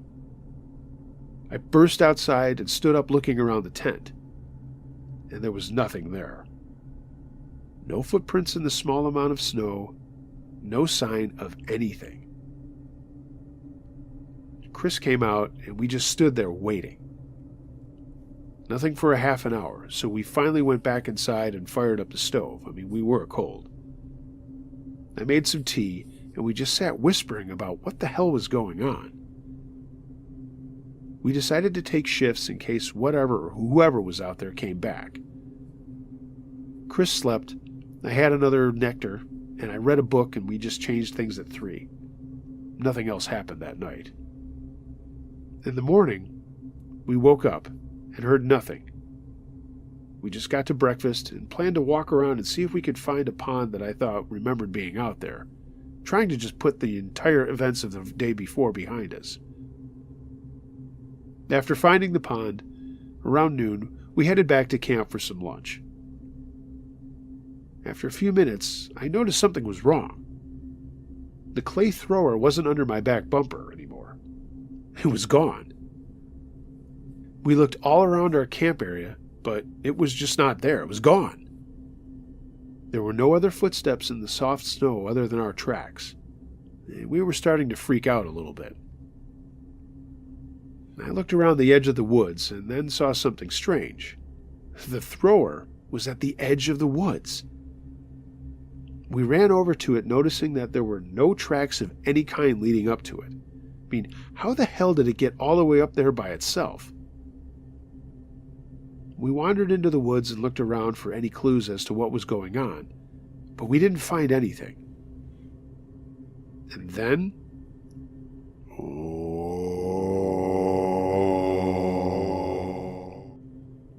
the moan came back again from back near our campsite, and we ran back to see something that was way more disturbing than the thrower. My entire Colorado pickup truck had been turned around 180 degrees facing away from our camp and the way that I'd left it. No footprints. This was impossible. Now I was scared and confused. Chris said, "Max, we should just get out of here," and I agreed.